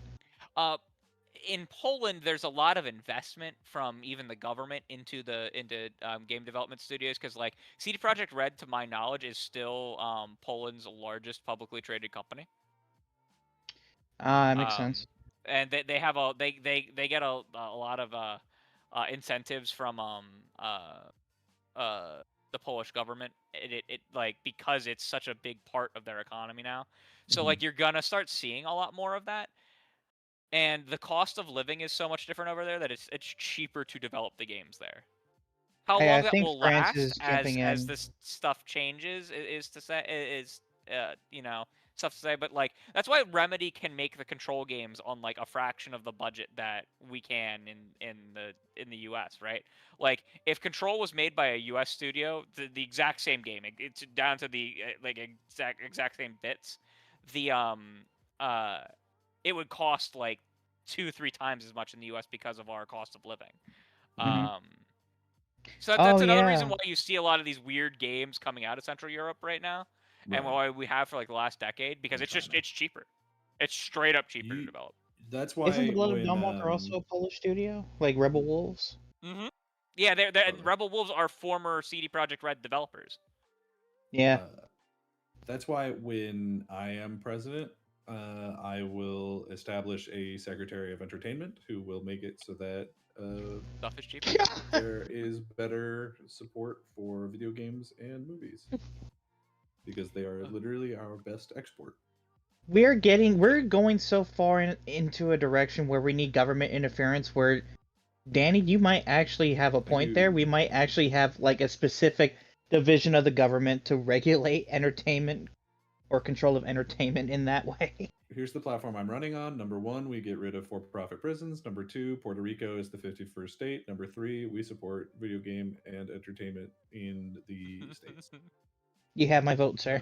You have my You vote. can't wait to be president. Gonna be great. Gonna do so much golfing. But speaking of Eurojank and speaking of The Witcher, Yeah. The Witcher 3 Remastered. Was not expecting that.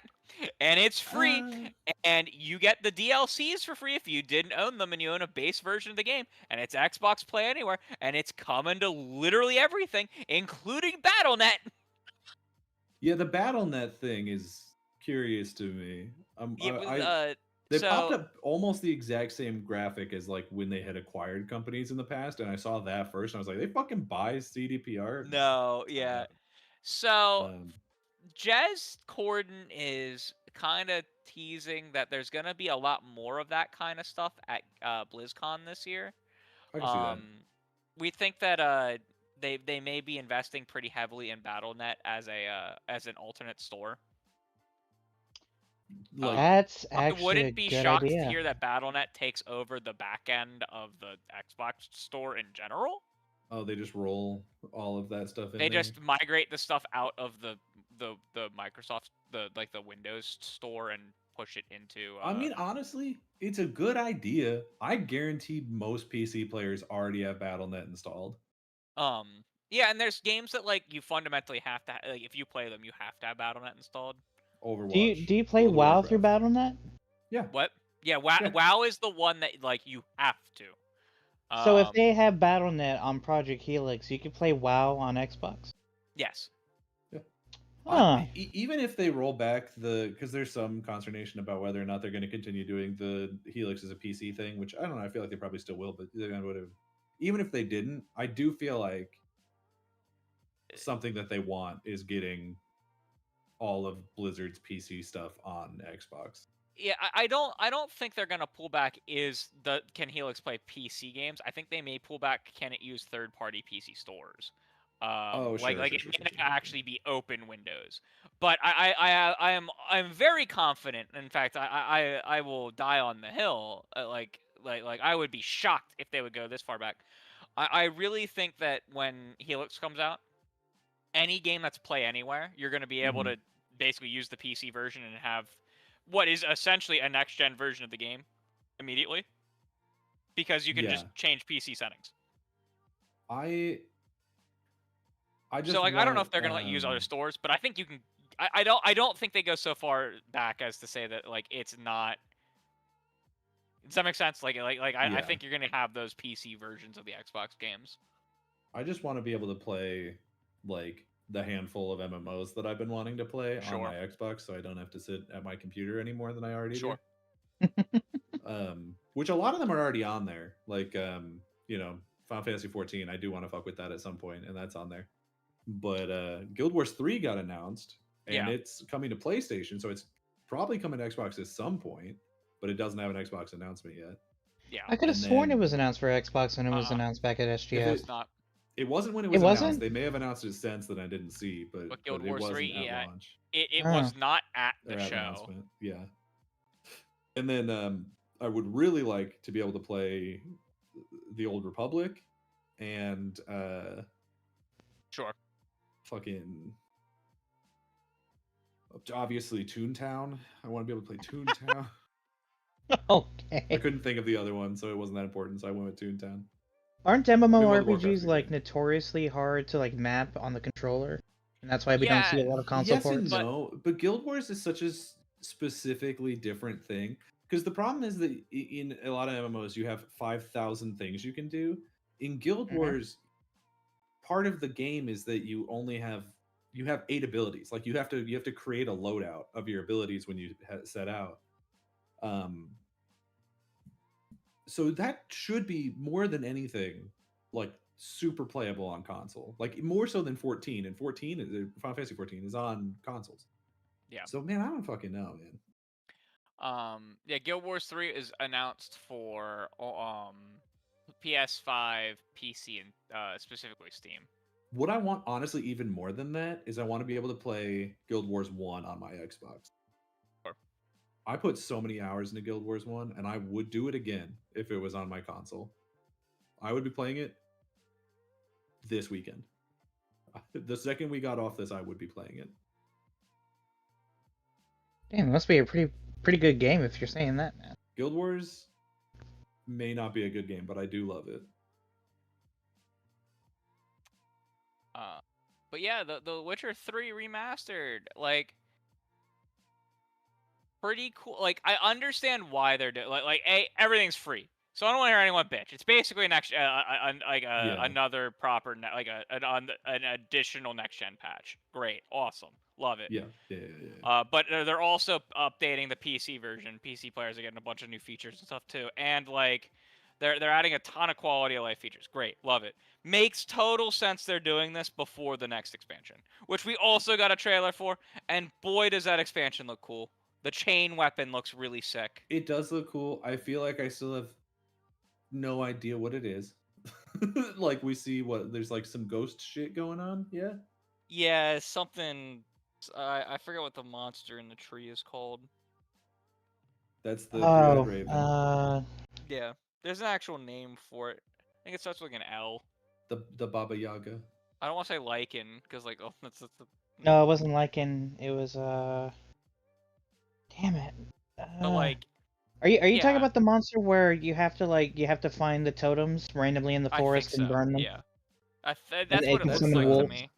Hey, real fast, that's Slender Man. Okay, Danny. What you've described is, hey, collect my pages. That's Slender Man.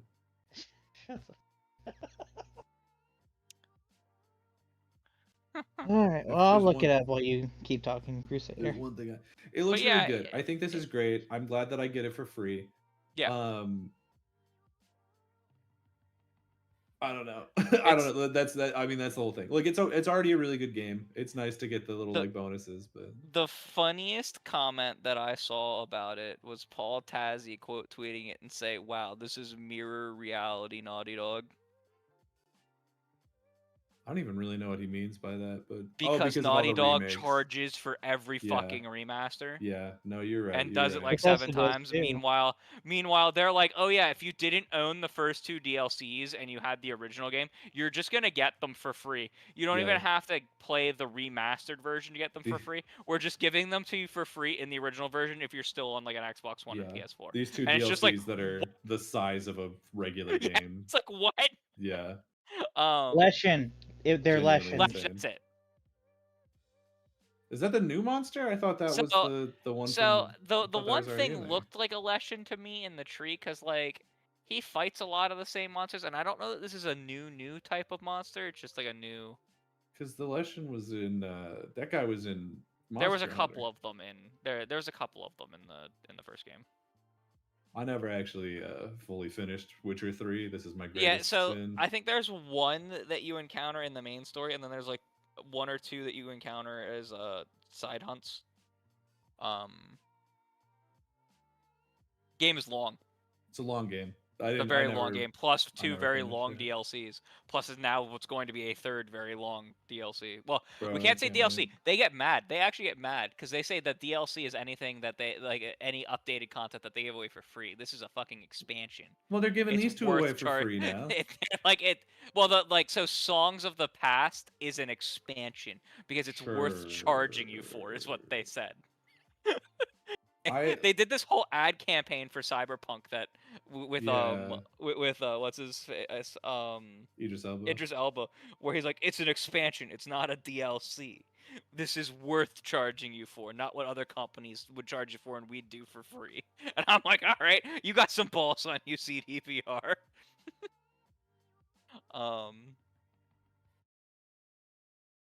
Pretty The good. new gameplay for Control Resonant, I thought looked really good. The new like the Altered State trailer. I don't know if you guys are excited for that. The game looks really good, and I'm excited for it a little. But I am like, I just don't want to play as Jesse's lame ass brother. I just want to Mhm. play as Jesse. That's fair. I was also, when they first announced it, I was also a little disappointed in that, and then they keep showing me awesome gameplay, and I'm like, it's just gonna be more Remedy nonsense, and I'm just here for it. Because Yeah. I went through the same thing with Alan Wake when they said that half of Alan Wake was gonna be Saga Anderson, and the other half was gonna be Alan Wake for the second Alan Wake game. Yeah. And in the end, that worked out great. That was fine. That game was excellent. So like, I'm gonna trust. Actually, Sam Lake's not involved with this one. I think he might be like a producer on it, but he's not like a creative on it. But I'm gonna trust the people at Remedy on this one. The Fable gameplay looks good. Saw some people bitching about the combat, but like, I don't think most Yeah. scripted combat looks good in most long form trailers. So like, meh. I think the only reason people were bitching about the combat was because they were trying to get back at people for bitching about the combat in Wolverine. I genuinely think that that's the only reason. Like the combat That's looks good. It's not like the most amazing thing in the world, but I think it looks fine to good. You know what I mean? It looks And more then- interesting to me than most of the combat in most of the trailers that I saw this week. The I'll put it that way. last random ass game I want to call out Yeah. is Amphibian. I didn't think that was where we were going. I don't know what the fuck Amphibian you're what? talking about. It is a like JRPG where all of the characters are frogs. Okay. You're fucking with me. Yeah, hell yeah. What? It He's is talking called with us. Amphibian. Where did they and- announce this? What did I see this was today, or no? This was yesterday. It happened yesterday. I posted the trailer in my Discord yesterday. Give at, like, me a 4:50. trailer. Give me that trailer right now, because I do not believe you, Crusader. I will Yeah, post do it not. in the chat. I saw this and I was like, "This is the greatest gimmick game I have seen in a long while." It is called Amphibian. It's a turn-based RPG, and it looks pretty good. Just posted it in the chat for like this voice channel in Discord. But you can find it. It was from the Future Game Show. It's called Amphibian. The key art looks incredible. Like, this game was like the standout. I don't know what kind of good drugs we were on when we came up with this idea, but I want some. Just saw what Dot's sent. I'm glad we know Danny's favorite game of all time now. What? Which one? Wait, where did he What- send that? He sent that in the chat for the fix, like the Okay. main chat.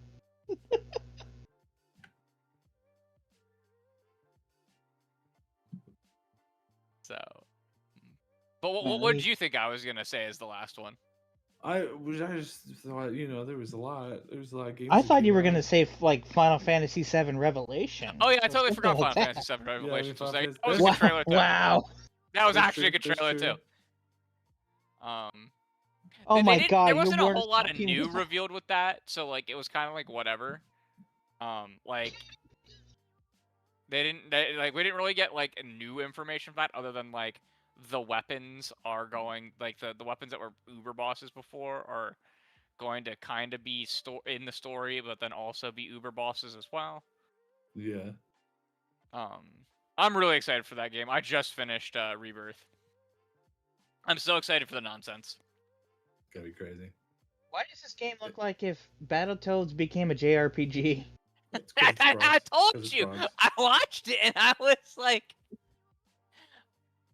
What? I was like, this game looks great. What is this Battletoads if made by Square Enix ass game? Oh, This sorry. I looks just saw cool. I just saw fucking Hello My Baby over here, and I'm sold. Who is that? Hold on, let me get his face to pop back up. I really Alright. wish I could put it on the stream for everyone. I'm sorry that I can't, but look up Amphibian from the future game show, and it'll be a trailer from yesterday, and it will be Coming to some of everything. the best shit that you have ever seen. You're gonna be like, This all right. They said, I heard that Frog from Chrono Trigger is your favorite character. What if all of them were Frog? And it's launching on like everything.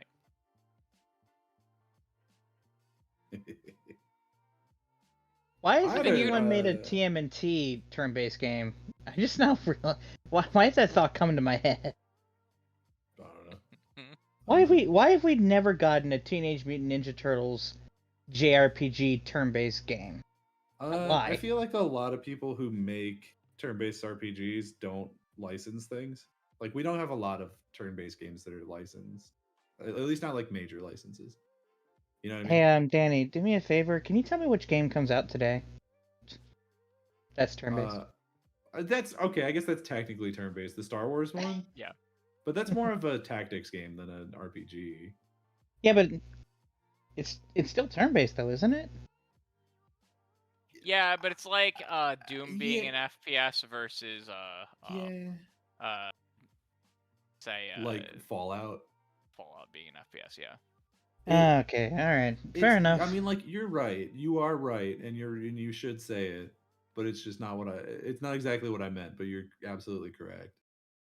Because I think about it and I'm like, has there been like a Game of Thrones turn-based game? Has there been like a Marvel turn-based game? I mean, there's Marvel, if yes. we use- Marvel Midnight If Suns. we use tactics, then yeah, Midnight Suns. I'll tell you an Midnight Suns IP a that I tactics game? I want. thought it was just straight a up tactics like game. a card game, like a strategy card game. No, it's a tactics game. It's like almost entirely position based. Okay. Like, that whole game is at a certain point that game becomes ping pong or what's it called? Pinball. Where like the whole game is just bouncing dudes between as many of your heroes as possible, because that's how you do maximum damage. I had a couple of games that I wanted to talk about if Yeah, go ahead. if we're stuck here with I- the never ending stream. You know, we don't have Umbra has to leave for work, so like, and then we're on the never ending stream, so I'm good to talk about stuff for forever. What do you got? Speaking of Just get Game your of Thrones, snacks. we got gameplay for Game of Thrones War for Westeros. Did you see this? Did it look good? Because I don't actually know what that is. It did. So it's an RTS. It looks like it's more on the sort of like Age of Empires side than the Total War side. Yeah. But it looks like there's something about it where it looks really good, but I'm nervous about it. The studio that made it, from what I understand, is not like particularly great at RTSs. And there's something about it that makes it look like, to me, that it's built for a mobile platform. I don't think it is, though. Like, visually it looks great, but you're like capturing outposts, and it kind of looks like a mobile game in this way. So I'm like really tentative about it. But if it turns out to be good, I'd be genuinely thrilled, because I think Game of Thrones is like rife for an RTS. I wish there were so many rumors after Total War Warhammer 3 came out about what the next Total one. War Game of Thrones. Well, because all we knew is that they're starting a new trilogy of a licensed thing, and then people were like, it's probably 40K, and it ended up being 40K. But there were all these other rumors of like, oh, it could be a Star Wars thing, it could be Game of Thrones. Like, there was a lot of that. Sure. And I would have loved that. I mean, I'm super excited. Like, one of the other games I want to talk about is Total War 40K, because we got first gameplay of that. But the War for Westeros has me very interested, but like from a skeptical side as well. Sure. because I don't trust it. There's something about it that I look at it and I'm like, there's something about this doesn't add up, and I cannot put my finger on it, but I want it to be good so badly.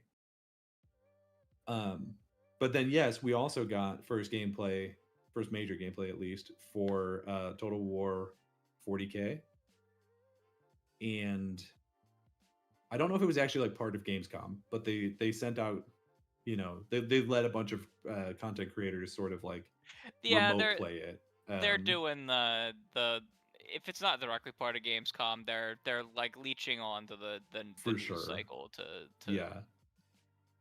And so they let a bunch of content creators play it remotely. I don't think they even like flew people in or anything, but it was like a handful of missions where you play just as the Space Marine. So you couldn't play as Guard, you couldn't play as Eldar, nor Orcs.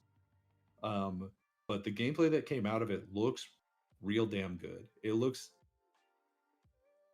enough like standard Total War, because a lot of people were really concerned. They were like, "Oh, everything can shoot for the most part. It's gonna feel like a different game." Because one of the worst Total War games in my IMHO is Empires, because in that one it's like pretty much all gun, and they weren't good at making that feel good at the time. This one looks a lot better. They also showed off the editor so that you can like paint your own guys, because that's obviously a huge part of 40K. Yeah. And Making it looks your own chapter. Yep. It looks super robust, and I'm sure they're only going to add more stuff to it as DLCs come out. I'm going to make probably Blood Angels because I'm a bitch, and I'd be salamanders. Salamanders are cool. We all like a salamander, but the Blood Angels though.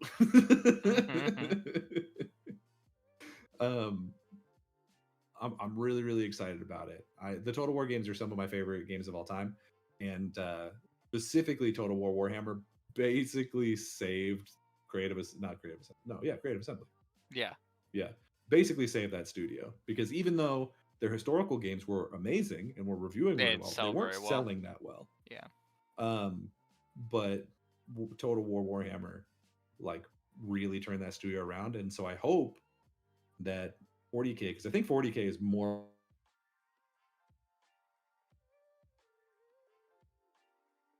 Danny, did you there or did you die? He became one with Discord. Did I die? Yeah. Yeah, you did. You froze there for a minute. I didn't. But I think you were saying 40K is more popular than the regular. Yeah, and that's very true. 40K is way more popular than the medieval.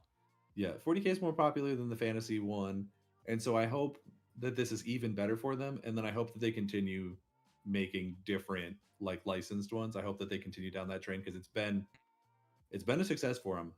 So I hope that they are able to get this done. I would love. So like I this would be like my second choice for a Star Wars RTS, but I would love to have a Star Wars Total War. It's my second choice for Star Wars RTS. Yeah, go on. I want Empire. I want another Empire at War. I don't know if you ever played the old Empire at War Star Wars RTS. I did not, but I do own it on Steam.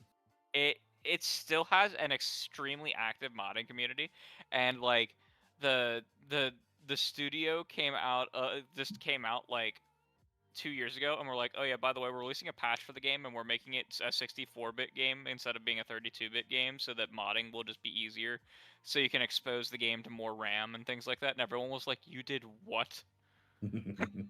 This game's like 20 years old, and you're doing what? You've done what? Yeah. It's good. Empire at War is a fairly good campaign. The expansion campaign's even better. Yeah, man. I'm excited for that, because it seems like it's going to be pretty cool. I'll probably end up playing it with Dots, and probably you if you want to play with us. Boy. I'm really bad at PvP and RTSs though. Yeah, me too. Well, Dots is very good at RTSs. Scary. Okay, I don't play them competitively, and I know that the people, like, if we're playing like, some kind of co-op thing, or we're playing like, friendlies, then I'll do fine. But Mm. once if we go like online, because I tried playing online for Age of Empires Mhm. 2 The remastered. people will stop. There's some absolutely fucking sickos on that shit. I used to play Halo Wars back in the day online, and like you'd either play against someone who like have to question if they have a brain cell, versus someone who stomps you in less than like 6 minutes. Yeah. It's kind of like playing a fighting game after like the first month that it launched. Yeah.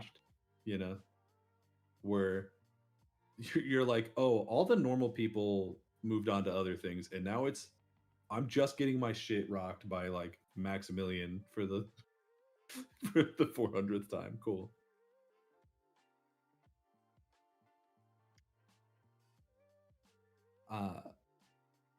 There was also, okay, did you see, a lot of mine are coming from the same showcase because I guess I missed a lot of the big stuff. But did you see Stage Tour? I did, and we didn't post something, and I meant to put a thing. I'm actually probably gonna get a copy of Stage Tour. I know for a fact that I'm gonna end up playing this game because I know Yeah. I have friends who to this day are still playing rock, like regularly, Yep. at least once or twice a year, hooking up Guitar Hero or Rock Band, something And like that, and it's playing coming it. with totally new licensed or totally new equipment. New And peripherals, modern music. I mean, there's some of the classics as well, but like modern music. they announced all of the so they couldn't publicly advertise it, but in their Discord they confirmed that all of the instruments will work on the Xbox 360 as well if you get the Xbox version. Which is crazy. It's crazy. For what possible reason? You know what I mean? Who's that for? But fuck it. Yeah. Well, hell so yeah. like they're like you can only get those pre-owned now, and they're really expensive. They're really expensive. It depends So on where you shop. The ability to, well, and like you know, you got to make sure that you're getting ones that aren't going to just explode on you in like a couple weeks as well when you're buying them used. So like the That ability to get new is ones true. that still work with like the old like Rock Band catalog and everything, because now that like the store's offline and stuff, you can kind of jailbreak some of the old Rock Band stuff pretty easy to load up like all of the songs that ever existed for old Rock Band. Mm-hmm. And like that's really cool. But yeah, I I'm mean, stoked for that. I mean, I'm sure we've all seen, like, there's mods where people are like, yeah, Clone Hero on PC is they'll just like throw not even songs, just like videos of people screaming and just like play the beat of that, and it's always funny. But I thought this was crazy because I was like, I didn't think there was a market for this. I really, really did not think. I guess we'll see. Maybe there isn't, but like, I'm gonna fucking buy it. I'm probably gonna buy it too. I I'll know- probably buy it the full like $300 kit too, with that has microphone, drum, a guitar, and the game. This is the only way that spending more than like $80 on a game makes any amount of sense to me. Yep. Because it's like, oh well, I'm getting all of this other shit that And I mean, I need it for the game, but like, you know. And you saw that like they're doing both routes, where like there's the standard Rock Band style drum set, but then you can also get the peripheral add-ons for it that add like the two cymbals and the second foot pedal. My brother, there's 3 cymbals. Oh, there 3 on it? They said if you want to play drums, do you want to play drums or do you want to play MLG drums? Yeah, so like that's so cool. I thought that was a crazy. I totally forgot about that. Yeah, that was a great announcement. I do want to see what the music list is to start. That game's gonna have hella DLC. Like they're gonna sell so many songs, but like I want to see what that starting list is. You gotta buy it when it comes out though, because a lot of I know a lot of this shit's gonna get fucking delisted because it always does. Yep. Let's see what they got. Because like, on here. man, none of those games has ever, at least in my opinion, had a better music list than Rock Band 2. Rock Band 2 has a legendarily good track list, and I hope that like they can even approach that. They said what? It's like 90 songs to start too, seems like a lot. That's a lot, right? This random Facebook post that I just found says there's 45 songs confirmed, and that's not even half. So whatever that means. Yeah, because I thought they said 90 plus, but I don't know what songs are confirmed for it. Here we go. I've got it. Hey. You post that in the chat as well as read it. Well, unfortunately, the place that I found it is just something stupid. It's Facebook. a web. Gotcha. It's not Facebook, but it's just a website. Okay. But we've got Baby Metal, Rat-a-tat-tat. Avril Lavigne has Bite Me in there, which is a weird poll, but hey, you know. Let's see what else. What's the game called again? Stage Tour. Stage Tour. You've got Mammoth. You've got Mastodon. You've got Muse, Paramore. Oh. You got Radiohead, Chili Peppers, Slipknot, Smash Mouth, The Cure, Weezer, Wheatus. You got Teenage Dirtbag Baby, Rolling Stones, The Cure. I mean, we got a whole ass set list in here. There's some crazy shit. I'm pretty hyped about it.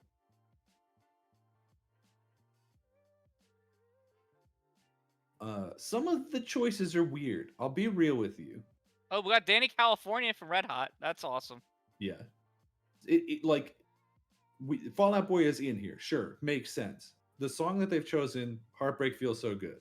Strange choice, right? Yeah. Like if I'm pulling a Fall Out Boy song, I feel like there's about 10 I would get to before Heartbreak. Yeah. You know? It was about Young Volcanoes. Young Volcanoes. Basically the whole what is it, Save Rock and Roll? Like pretty much that whole album. They've got Def Leppard in here, but the song that is on the trailer says Photograph, which is a good song. But is that the one we're going to for Def Leppard? Right. Tenacious D, Baby One More Time. Okay, great. That's a Britney Spears song. But also, like, I don't think of that song when I think of Tenacious D. I think of, like, so many others. I think, you know, what is it literally just called Greatest Song in the World? Is that what it's called? The Tribute. Tribute, that's right. Wheatus, Teenage Dirtbag, nailed it. One and done, right? Smash Mouth, All Star, cool, done. But yeah, a lot of them is just like interesting that was the poll, right? Like clearly somebody was choosing songs either based on maybe pricing because they don't think it's a very big studio making this, or maybe just like personal taste. Who is making this? Actually, that's a good question. It is the founders of what? So I know there was Harmonix and there was the other one. What was the other one? The one that was Guitar Hero. The rock. Because it was like the founders. Red Octane. Sure. Yeah, so they bought the rights to the name of Red Octane back from Activision.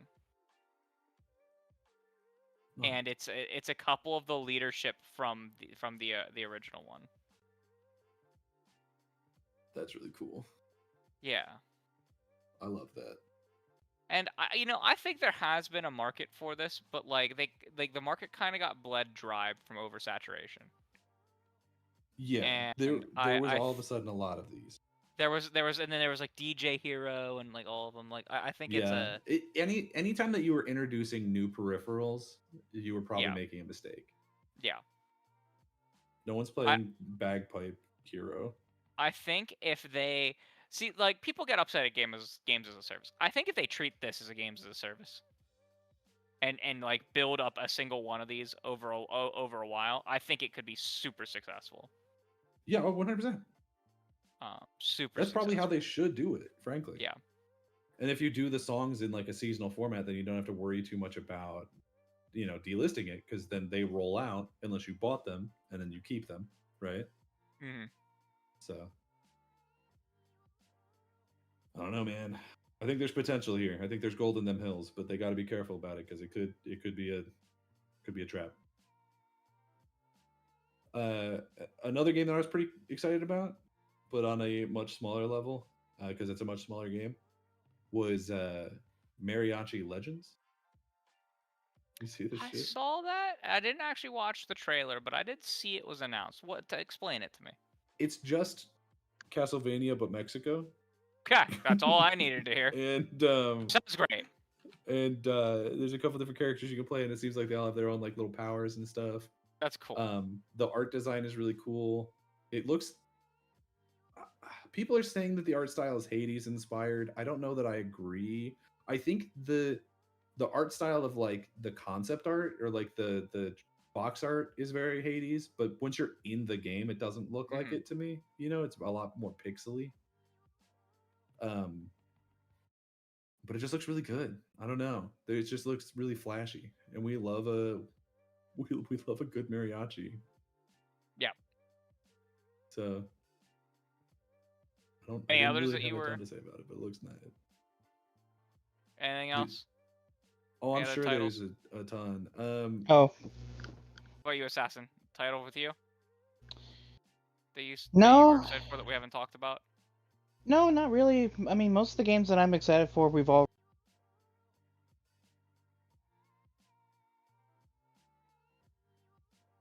Did you cut out now? I think he did. I get. What the No. fuck? Are you- There we go. No, I was just saying that no, most all the games I'm excited for, we've already talked about in length. There were a couple that I thought were really cool, and then like as soon as I saw people talking about it, there was immediately allegations of like big Gen AI, and I was like, oh fuck. Like there's that one Ananta, the one that's Yeah, like that was anime GTA. huge Yeah, AI and I was like, usage, that yeah. looks crazy. I watched that trailer and I was like, I think this is a lie. Like, I don't think this game exists. And then everyone was like, that shit's the most AI I've ever experienced in my life. And I was like, Well, it's been in development since like 2019, yeah. apparently. Oh, we forgot the That's like 8 years. BT Maverick's right. We forgot the Warlock, the Dungeons and Dragons game. That There are looks, things about I this, think, okay, and I think yeah. it looks. It's from that gate company that made the really bad Dungeons and Dragons game a few years back. The Bad Dark Alliance? Yeah. Cool. Okay, that's everything I need to know. I looked at it and I was like, this has potential. I like that we brought in the voice actress for Lady D. That's cool. That's cool. And the voice actress from Mara Sob from Destiny. Oh yeah. Yeah. But then they started showing gameplay for it, and I was like, okay, like this doesn't look bad, but there's something about it that just like doesn't hit. And I didn't know. I didn't really understand why. I think I agree with you. I concur. It also for some reason really felt like it was just a different game, and then they were like, let's put the D&D license on it because that'll maybe help it sell. You know what I mean? Part of me would agree with that, but they're an internally owned by Wizards of the Coast studio. Oh, really? Yeah. So, like, I would agree with you that that's what it felt like, but I don't think that is the case. That's a little embarrassing, Yeah. to be honest with you. Damn. Yeah, because I looked at it and I was like, there's not a lot of, like, D&D in this. Like, she's a warlock, cool, that's her patron, I get it. Like, I understand that, like, but it felt like a lot of it was very surface level. Like, a lot of what we were seeing was very just like, oh, we can call that I mean, there wasn't a bugbear in there, but like, we can call that a bugbear instead of like an ogre or whatever. Because I think that's like one of the monsters where like that specific name is owned by Wizards. Yeah. But other than that, I was like, this could be anything. You know what I mean? Mm-hmm. So. And I guess the one last thing we should cover before we wrap up, and we can cover it fairly quickly, is the Kingdom Hearts news. Yeah.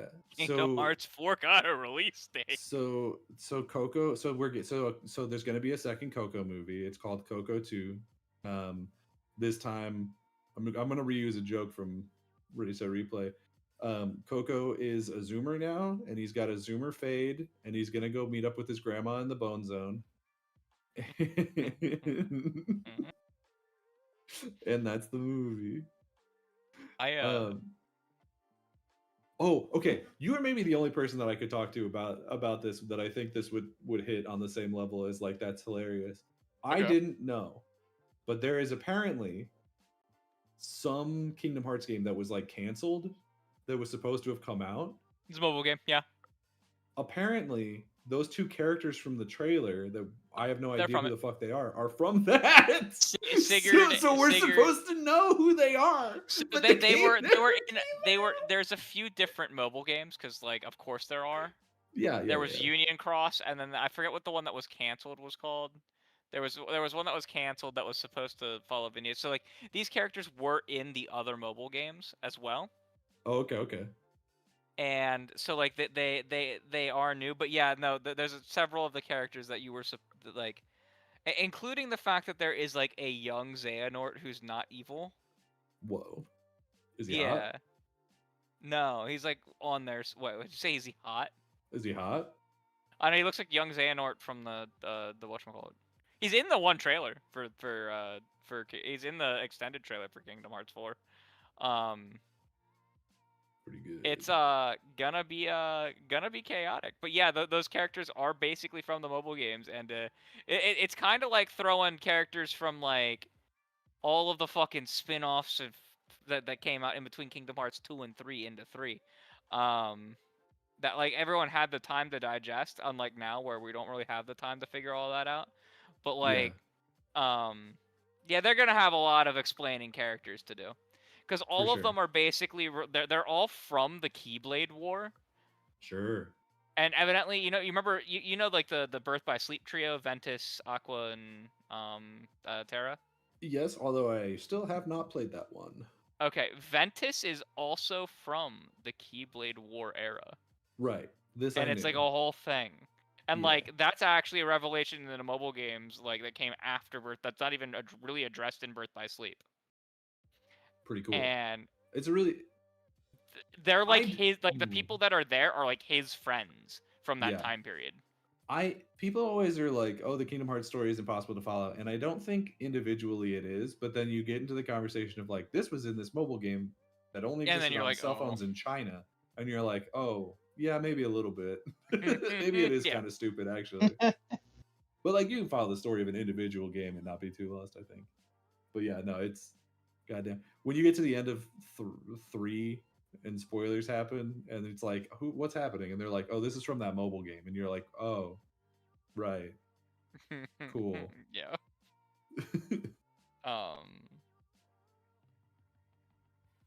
But yeah, I'm really I like when they came out on stage and they did the fake out, because they're like, we have some other Coco announcement to make, and they did the fake out, and they were like, and it's Kingdom Hearts 4. The crowd screaming was crazy. Like if you watch any footage from D23, people were screaming as loud for that as they were for like the Marvel announcements. I have a bone to pick with Disney, and I would like to attack them on this point. I don't know why they put so much showmanship into this and then not stream it. I think that's ridiculous, and it makes me want to do war crimes. That was the biggest complaint that me and the group that were trying to stay updated for D23's announcement. Yep. Twitter. That was literally the biggest complaint that we kept bringing up. Like, these are such great announcements that Disney has. Like, why not stream it? Why limit it to like 5,000 people? They had a whole like multi-song show for Greatest Showman. Like, they came out and they did like 3 different songs. They did a set list, and they were like, but only people in attendance get to see this. And I'm like, why? For what possible reason? They're treating it like they're parks. It's dumb. But, so they faked everyone out in Kingdom Hearts, and that was really cool. And they're like, oh yeah, by the way, next fucking year. And everyone was like, excuse me. You think that was a great reaction, Crusader? The freaking anime announcement. The anime announcement was like, they just kept going. And so like in our personal Discord, I have different ats that I can at people that are fans of different games, and I just kept pinging the Kingdom Hearts group. And at one point, one of my friends went, "Why the fuck are you blowing up my phone?" And then he scrolled up and deleted his message and went, "Keep blowing up my phone." Blow me up, dog. What are you doing? Contact me. Keep And going. it was so funny because then we were like, because they had that panel the next day, and the panel was cool. It was just like behind the scenes stuff. Like we didn't really get new news from that panel, but like we were all like, "What the fuck?" Because like we were like, "What the fuck are they gonna show tomorrow?" And then like Right. Nomura walked out on stage and was like, "I'm sorry, I only brought one trailer with me, but I have an extended cut of it." And we were like, "All right, so you brought 2 trailers with you. Just But put on the extended cut now." And my one friend lost her shit when they showed yeah, off Riku at the end. yeah. Yeah, my Um, girlfriend's childhood crush was Riku. Uh, I'm just sad that they have not confirmed the Birth by Sleep. The Birth by Sleep trio kind of has to be in it, especially because of all of the nonsense characters from the mobile game. But like, I love the Birth by Sleep trio so much. Um, and because like the Birth by Sleep is one of my favorite games of all time. It is such a great game, and I just really, really, really, really want to see the Birth by Sleep trio in like high definition. I do remember a Twitter post you made a while back where you had like your top 20 games of all time, and I saw Kingdom Hearts Birth by Yeah, Sleep in like your top 10 Kingdom Hearts Birth somewhere. by Sleep is in my top 5. Now, granted, I put collection. If games are in collections and the collection is like reasonably a collection that's a little that functions a little bit more than just like a a a regular smashed together collection. Um, so like MCC for example, but it's in my top 5 in that respect. Um, I love it. It has one of the weirdest itemization systems ever in a video game, and it activated every serotonin receptor in my brain. Like, every one of them was activated. Nice. Yeah, I don't have any attachment to the Kingdom Hearts franchise. I've already told you before I'm gonna be playing the collection. Mm-hmm. Funny enough, the 2 games I'll be playing are completely different from each other. Obviously Kingdom Hearts, and then the other one is Gears of War E-Day. Two Sure. Yeah, very, completely very different franchises. No, I think they're the same. You'll It's all probably about brotherhood. you'll probably have the most fun with Kingdom Hearts too. Um, Kingdom Hearts, I personally, and it's like the hottest take on the planet. Kingdom Hearts 2 is like my least favorite of them. Explicitly because it's like the one of those games that doesn't have a fucking dodge roll like easily accessible. And it makes me mad. You can get one later, but it's a lot later, and it's kind of a lot of grinding to get it. So the collection is just an updated, like, what, 60 frames per second? I actually have no idea what the difference between the new collection and the old collection was. I thought this was just a Switch 2 thing when they announced it. So I actually I don't know what the difference is. I only bought it because it was I could get it for $37 and it gave me the Play Anywhere version, and I'd much rather have the Play Anywhere version. I'm actually gonna call back to one of our earlier games, Witcher, the remaster. Very interesting that game specifically has exclusive features to each console. Is it? Yeah, the Switch 2 version has like exclusive Joy-Con features. The Xbox version has Play Anywhere, I and guess the there's PlayStation DualSense has the features PS5 on Pro.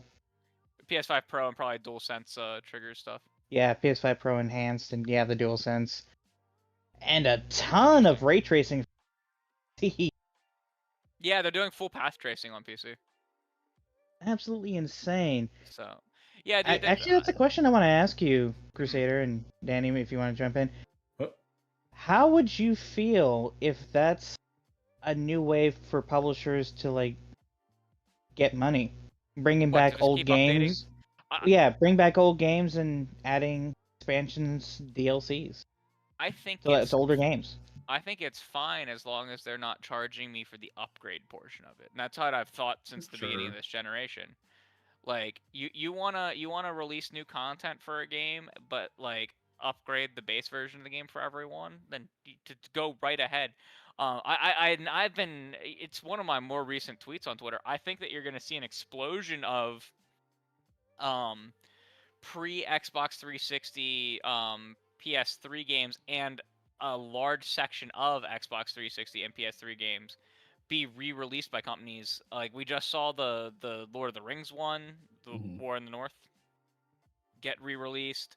Like I think you're going to see a lot of that because that's the kind of stuff that you can outsource to a team of 20 people and have it release in a year and fill the gaps in between So how your would you massive two releases. feel if next year Bethesda out of the blue just said, "Hey, we got another huge expansion DLC for Skyrim," like I would be really Dragonborn upset level, with Skyrim in particular or because or I not need even them to Skyrim. What stop about Fallout updating 4? that game so they don't stop, so they can like not fuck over the modding scene for that game.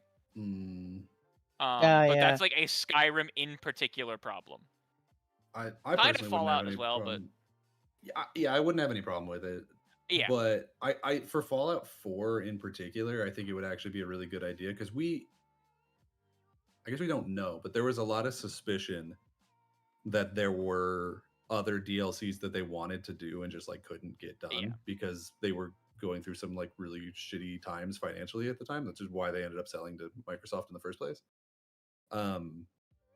So they probably still have some ideas that are like on a whiteboard somewhere that they never got to see through, and I'd be totally fine with them doing that. I know people are like in general down on Fallout 4 in comparison to 3 in New Vegas. And you know, everyone has their preference. I think they're all pretty much on the same level, and then you just have one that's your favorite. You know what I mean? But I would say, and I would the only thing that I would fight people on is I do strongly believe that Fallout 4's Nuka World is the best DLC that franchise has ever had. I'd probably go with Far Harbor, but sure. Nah, man. Nah, Far Harbor's good. But Nuka World, baby. Yeah, see, like explicitly the Bethesda games I have a problem with because I'm big into the modding scene, and every time they release an update for that game, it causes a fucking nightmare. Good. Put those modders back to work.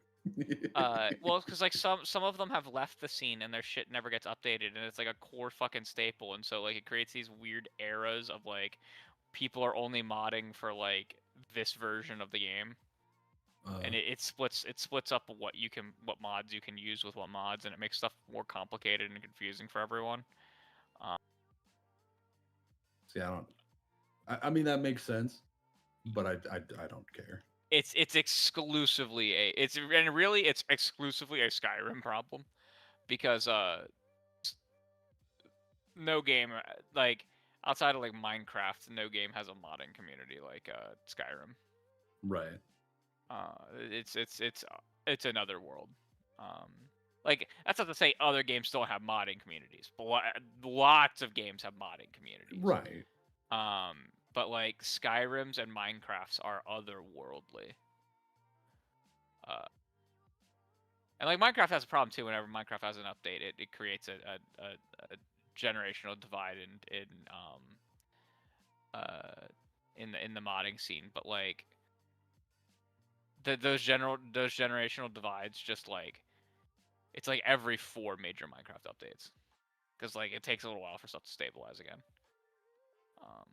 But yeah, I would be totally for most companies doing that. I think it is a much better idea than just going dark with franchises for like 5 years. 100%. Yeah. I was talking about this with a friend of mine about Grand Theft Auto because the gameplay came out today. I don't know if you already talked about this. We didn't because none of us watched it. I didn't watch all of it, but I saw pieces. And my overall takeaway was I was a little disappointed because like it looks good. Don't get me wrong. Like it looks beautiful visually, but you can tell from the gameplay of it that like it's the same. Like it's the same game as 5. Like the shooting still looks pretty rough. The melee looks like you're just hitting the button until the guys in front of you are dead. There's new stuff where like, you know, you're picking up weapons and stuff, but that was also in 4 to some extent. So it's, I don't know, nothing about the gameplay like feels improved, even though I'm sure it is, but it just doesn't feel improved. And I was talking to a friend of mine about it, and I was like, why do we not care? Like, why do me and you not care, but people older than us care? And we came to the conclusion of it, of like, it's because we didn't play the online. And the last one of these games that came out when we were sophomores in high school. And now we are grown ass adults. Like, half of our lives have occurred between Grand Theft Auto 5 and 6. Yep. And we are completely fundamentally different people from then to now. The entirety of Destiny's lifespan of 1 and 2 was in between GTA 5 and 6. Yeah. And like, you know, and I've talked to some younger people, some Gen Z friends, and you know, brothers and sisters of friends. And I'm like, does anyone in your friend group give a fuck about the new Grand Theft Auto? And resoundingly, the answer has been not really. Like, it's just like, no. And I'm like, I wonder why that is. Oh, because they were 3 when the last one came out. And the conversation around this game has just been like, oh, for Gen Z, Grand Theft Auto is like Unk mode. It's just non-existent. It is Unk, the video game. And like, I'm sure a lot of them will still fall into it. They'll still play it. You know, their favorite streamers will be playing it, and so they'll get in on it. It's going to sell really well. But I looked at, I was looking at it and I was like, they really needed to do more with the single player of this game. In between. Because the majority of the people, like, there was stuff for the online, but the majority of people didn't give a fuck about the online because it was toxic. And for the first like 2 years after it launched, it was broken. So no one really fucked with it, except, you know, the ones that spent $5 million in it, which is why it still exists. Right. It's like they really needed to have like a Liberty City Stories situation or like a Ballad of Gay Tony situation, but they just never fucking did that for 5. It's such a missed opportunity. I really haven't liked the what are they calling it? Like the HD era? I don't know. What is that? So like I started with 4. Just like sure. The higher the divide between the older GTAs and the newer GTAs. I only really liked the older ones. I don't really like the new. I didn't like 4 that much. I liked the characters in it. Like, I actually liked the story of that one, but I didn't really like the gameplay of that game at all. And I just didn't like 5 at all. I was not a fan of 5. I kind of hated 5 actually. Yeah, it's but just, bleh. No, you're like the gameplay of 4 is unforgivable. Like the driving a car in 4 really bad. Is the shittiest experience that I've ever had driving a car in a video game. And the game is called Grand Theft Auto, and it's not anywhere near the first one in that series. I'm like, you should have figured this out by now. It's frankly embarrassing. I can't tell, obviously, from the gameplay, or couldn't tell whether or not driving is going to feel better in 6, but I can't imagine that it's going to feel better enough to like justify them taking half of my fucking life to make this game. You know what I mean? Like, I looked at it and I was underwhelmed because I was just like, is this game gorgeous? Yeah, for sure. Yeah. Oh, wow. Every talking point online is not, oh my god, the game looks like it's going to be so much fun. The talking point is like, it looks gorgeous. Did you see how that stripper shook her ass? Like, that's the conversation. And I'm like, but what about how is it as a video game? You know what I mean? And it just doesn't seem like that matters to people. And that's disappointing. Well, I'm not going to play it, so... I'm also... if I play it, it'll be a long time from now. I think that I will play it, but nowhere near launch. Yeah. Like, I'll probably play it on the next hardware when they release the, like... What do they call the last one? Extended and Enhanced? Enhanced edition. I'll probably play it when, like, that version comes out for the next set of hardware, and it actually runs at, like, 60 FPS. Like, a lot of people are incredulous that, like, I'm skipping GTA. It's like, I don't care. I genuinely do not care. In my There's my so many other entire- great games coming out right now, and I'm gonna have plenty of time to play Yeah. them while nothing else is releasing around GTA. Yeah, I'm fed. I am okay. Yeah. In my entire friend group, and I do think this is a generational thing. I really think like people our age and younger just don't really care about it the same way people older do. Is in my entire friend group, there are 2 people I know who will buy it, and that's it. I have one friend who maybe is going to buy it. Yeah, No You one know what I at mean? my job has any plans on buying it. and they're like, this game needs to make $8 billion by the end of fiscal year 27, and I'm like, I don't see that. It's gonna sell like crazy. $8 billion. I don't know, man. Feels like a shit show waiting to happen, Yeah. especially with all these leaks. The leaks are Where, crazy. like- The leaks are crazy. My favorite thing about it is everyone keeps being like, oh yeah, but like clearly it's not a full build because he hasn't shown us this, and then he's like, here it is. Like, I don't know if you've seen the big one was like, this must be a pre-build before Lucia was in the game because he hasn't shown us anything about Lucia, and then the next thing he showed was the entire prologue of Lucia's story. Yep. And you're like, oh. No, he's just Like, got can you the guys video stop game. intimidating this man? It's true. It's he's proven multiple times. He's got it. It's the video game. And- I don't know if he said it or if it was just a rumor going around, but people were saying that he had like a dead man switch on releasing the game, where like every 24 hours he has to go in and tell it not to release. So if he does get arrested, it will release it to like the internet, and it'll just be game over at that point. You'll never get it down. I thought it was so like there's some I couldn't believe the amount of corporate bootlickers. Like yeah, like Oh my god! what this guy's doing is illegal. Like it is For sure. illegal. Yeah, yeah, like yeah, for sure. Like he's not It's doing a good thing. It's he illegal should and be- it's bad, but he should be condemned. But the amount of Yeah. people who are like attempting to like help Rockstar or like speak out in like this weird corporate defense of Rockstar. I'm just like, brother, they would step on you like an insect and crush you yeah, without a second thought because they don't even know you're there. Like, shut the fuck up, man. Like, yeah. I'd actually feel bad for this company if they weren't some of the worst scum on the earth. Like, and I'm not talking about the people that work No, for yeah, the Rockstar. devs. I'm talking about the company itself and Yeah, like yeah. the upper management itself and their the company that owns them. And like it's hilarious because I correct me if I'm wrong, because like I was not going to tune into Netflix to watch a goddamn video game trailer. Right. Was it 20 minutes of? I've heard it was 20 minutes of straight gameplay without commentary. I didn't watch it on Netflix.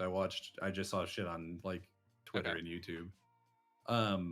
But from what I understand is there was not a lot of commentary. It was pretty much just them sprinting between different activities, like side activities.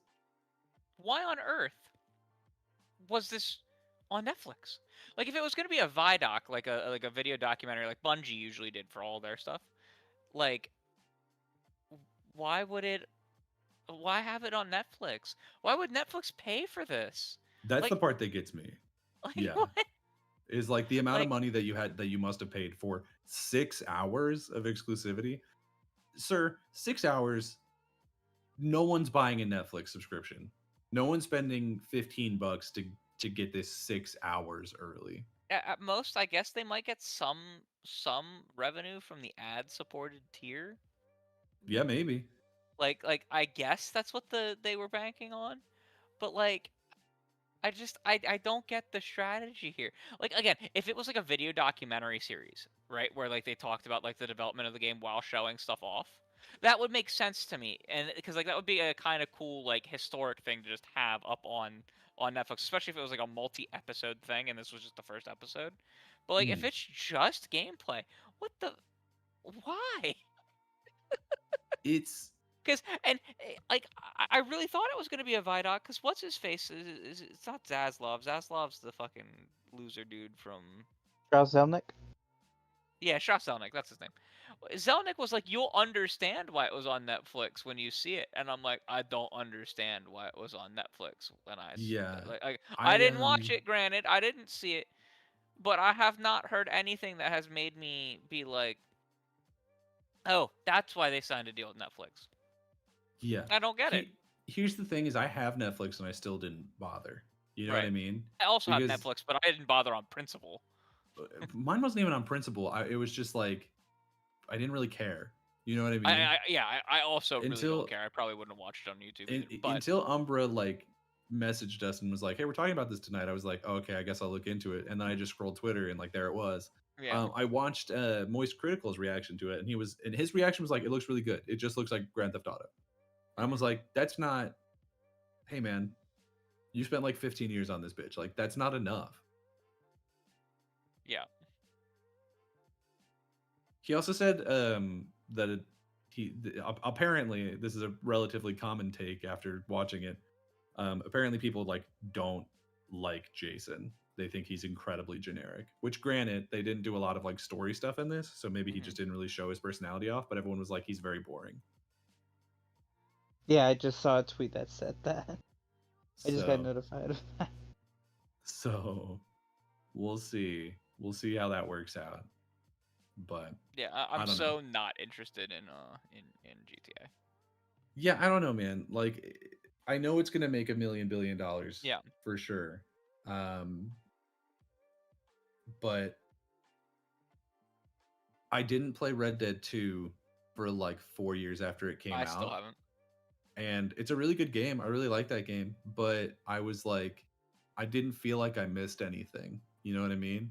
And I don't think that's going to be any different here.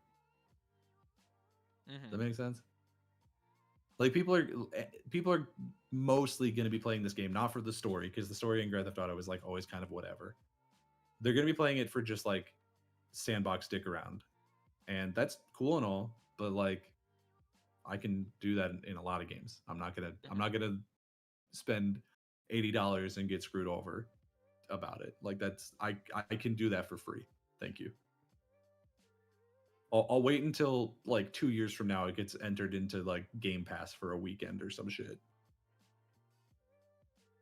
If I'm on PC by 2028, I'll just wait till the PC port. Yeah. Even then, I wouldn't spend the money on it.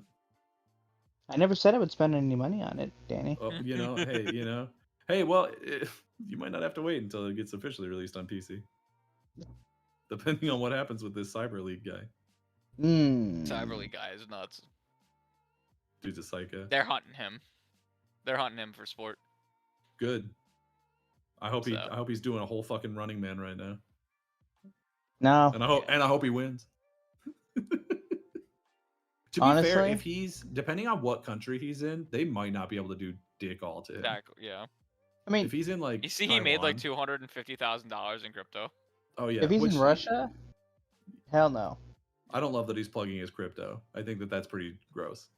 There's no heroes in this story, but There are no heroes in There's this no story. heroes in this story. Only villains. I'm all for watching them fight it out. That's all I'm saying.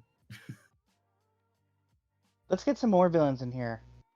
Because I think I said something along the lines of like, listen, when you create a company that mistreats its employees this badly and like tries to nickel and dime its customers this badly, you're going to just create this situation by natural cause. They have only brought this upon themselves. That doesn't make the guy a good guy. It Yeah. just means that they like Rockstar and Take-Two have created the situation where a dickhead like this is going to exist. It's like when somebody assassinates a dictator. You're like, they probably shouldn't have done that, but I'm not mad about it. Yeah. Like Like, you still I'm killed a so guy. indifferent to the leaks. I don't care.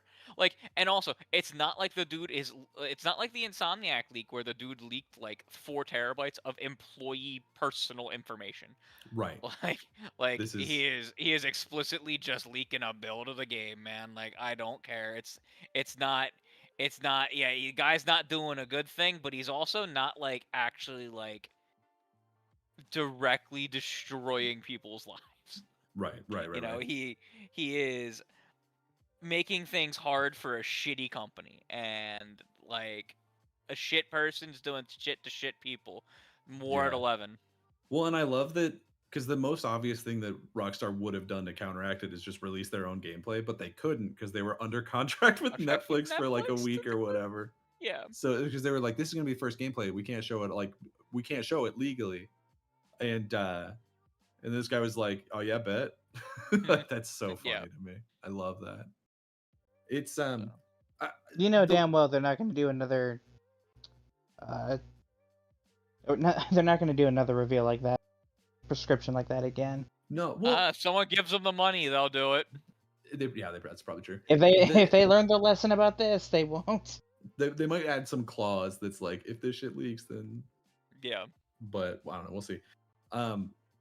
My absolute favorite part of the story is just the like. It's so funny that it leaked, because the entire reason why they're not doing a physical release is because they were or so they claim, was because they were afraid that someone would like leak it and steal it. And it's like, hey man, how'd that work out for you? Yeah. Well, it's like, also it was reported that like the whole reason that they went back to full in office, no remote, was to prevent leaks like the leak from 2 or 3 years ago. Right, which wasn't even that And bad. like of a leak, I guess, frankly. and like supposedly people within the company are pissed right now because like they made all these like uncomfortable changes for literally no reason. Like they removed physical release, they forced everyone back to office, but then they also laid off a bunch of people and Yep. sent their jobs over to India, which is where the build was stolen from, because the security at that office, I guess, was shittier. And do we know he got fished, or is that just people guessing? It feels just pretty people guessing. likely, but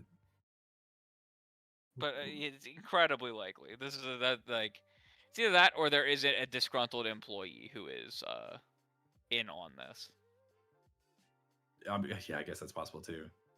But either way, it's just like, I don't know how they even know that it's the Indian studio that like had it leaked. But either way, it's so funny, of just like, we did all of this and it didn't matter. Mm-hmm. Couldn't have happened to nicer guys. Yeah. So, all right. Well- I think I'm gonna call it for the night here, gentlemen. I don't know about the rest of you. Yeah. I gotta get ready to go to bed and go to work tomorrow. Yes, I don't know how this is gonna work. So Umbra, this is just going to be up for the next forever until Umbra's back and can shut it down. And he's gonna have to Okay. edit out the last couple hours Of just silence. of just silence.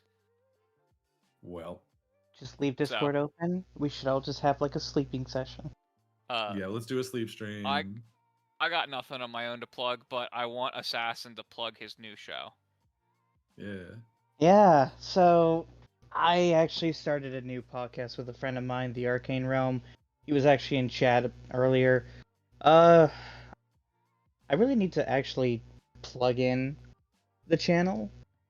I guess maybe I could just like send it to y'all on the fix and have Umbra like We'll put it in make the description. Umbra Okay. fix Yeah, the definitely send it to Umbra, because he's the only one that can actually add it. Yeah, we can't fix it.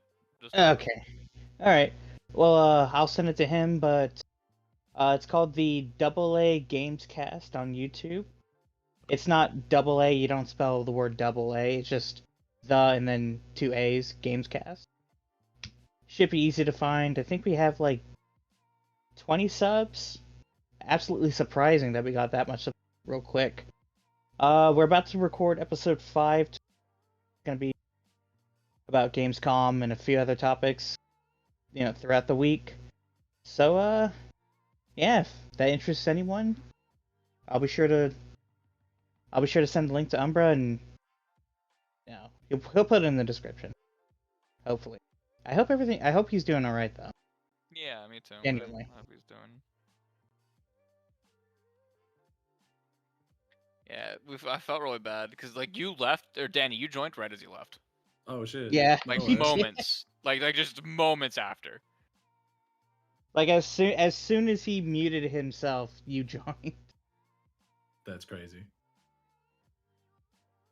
I had no idea. Danny, you want to plug your sure, shit? Yeah, I guess I should. I already plugged some of it earlier, I guess, but over on Ready Set Replay, which is on YouTube and Spotify, that's my other podcast with my friend Skylar. We are continuing to play through a bunch of retro games. Next up is going to be Dino Crisis 2. Dino Crisis 1 is already out on the channel. Crazy game, real hidden sort of cult classic. That one. Not a lot of people playing that game, even though I feel like everyone knows the name. I feel like not a ton of people have actually touched it. But Yeah. we're also trying real hard to finish the Resident Evil movie franchise before the new, was it Zach Krager, whatever the fuck, the weapons guy movie comes out next month. We'll probably end up like a week late on that, but whatever. So if you are interested in two huge Resident Evil fans who are total schmucks talking about these really bad movies before a hopefully really good one comes out, there's a couple places that you can go for it, but the best place you can go for it is Ready Set Replay. So swing on by there. That's everything I got. I think that's it, everyone. Enjoy the stream of no audio. Yeah. Please Later. enjoy the next 6 hours of soothing silence. Of just Mortal Shell 2 gameplay. Yeah, I get. Oh yeah, that's true. Later, everyone. Bye. All right, later, guys.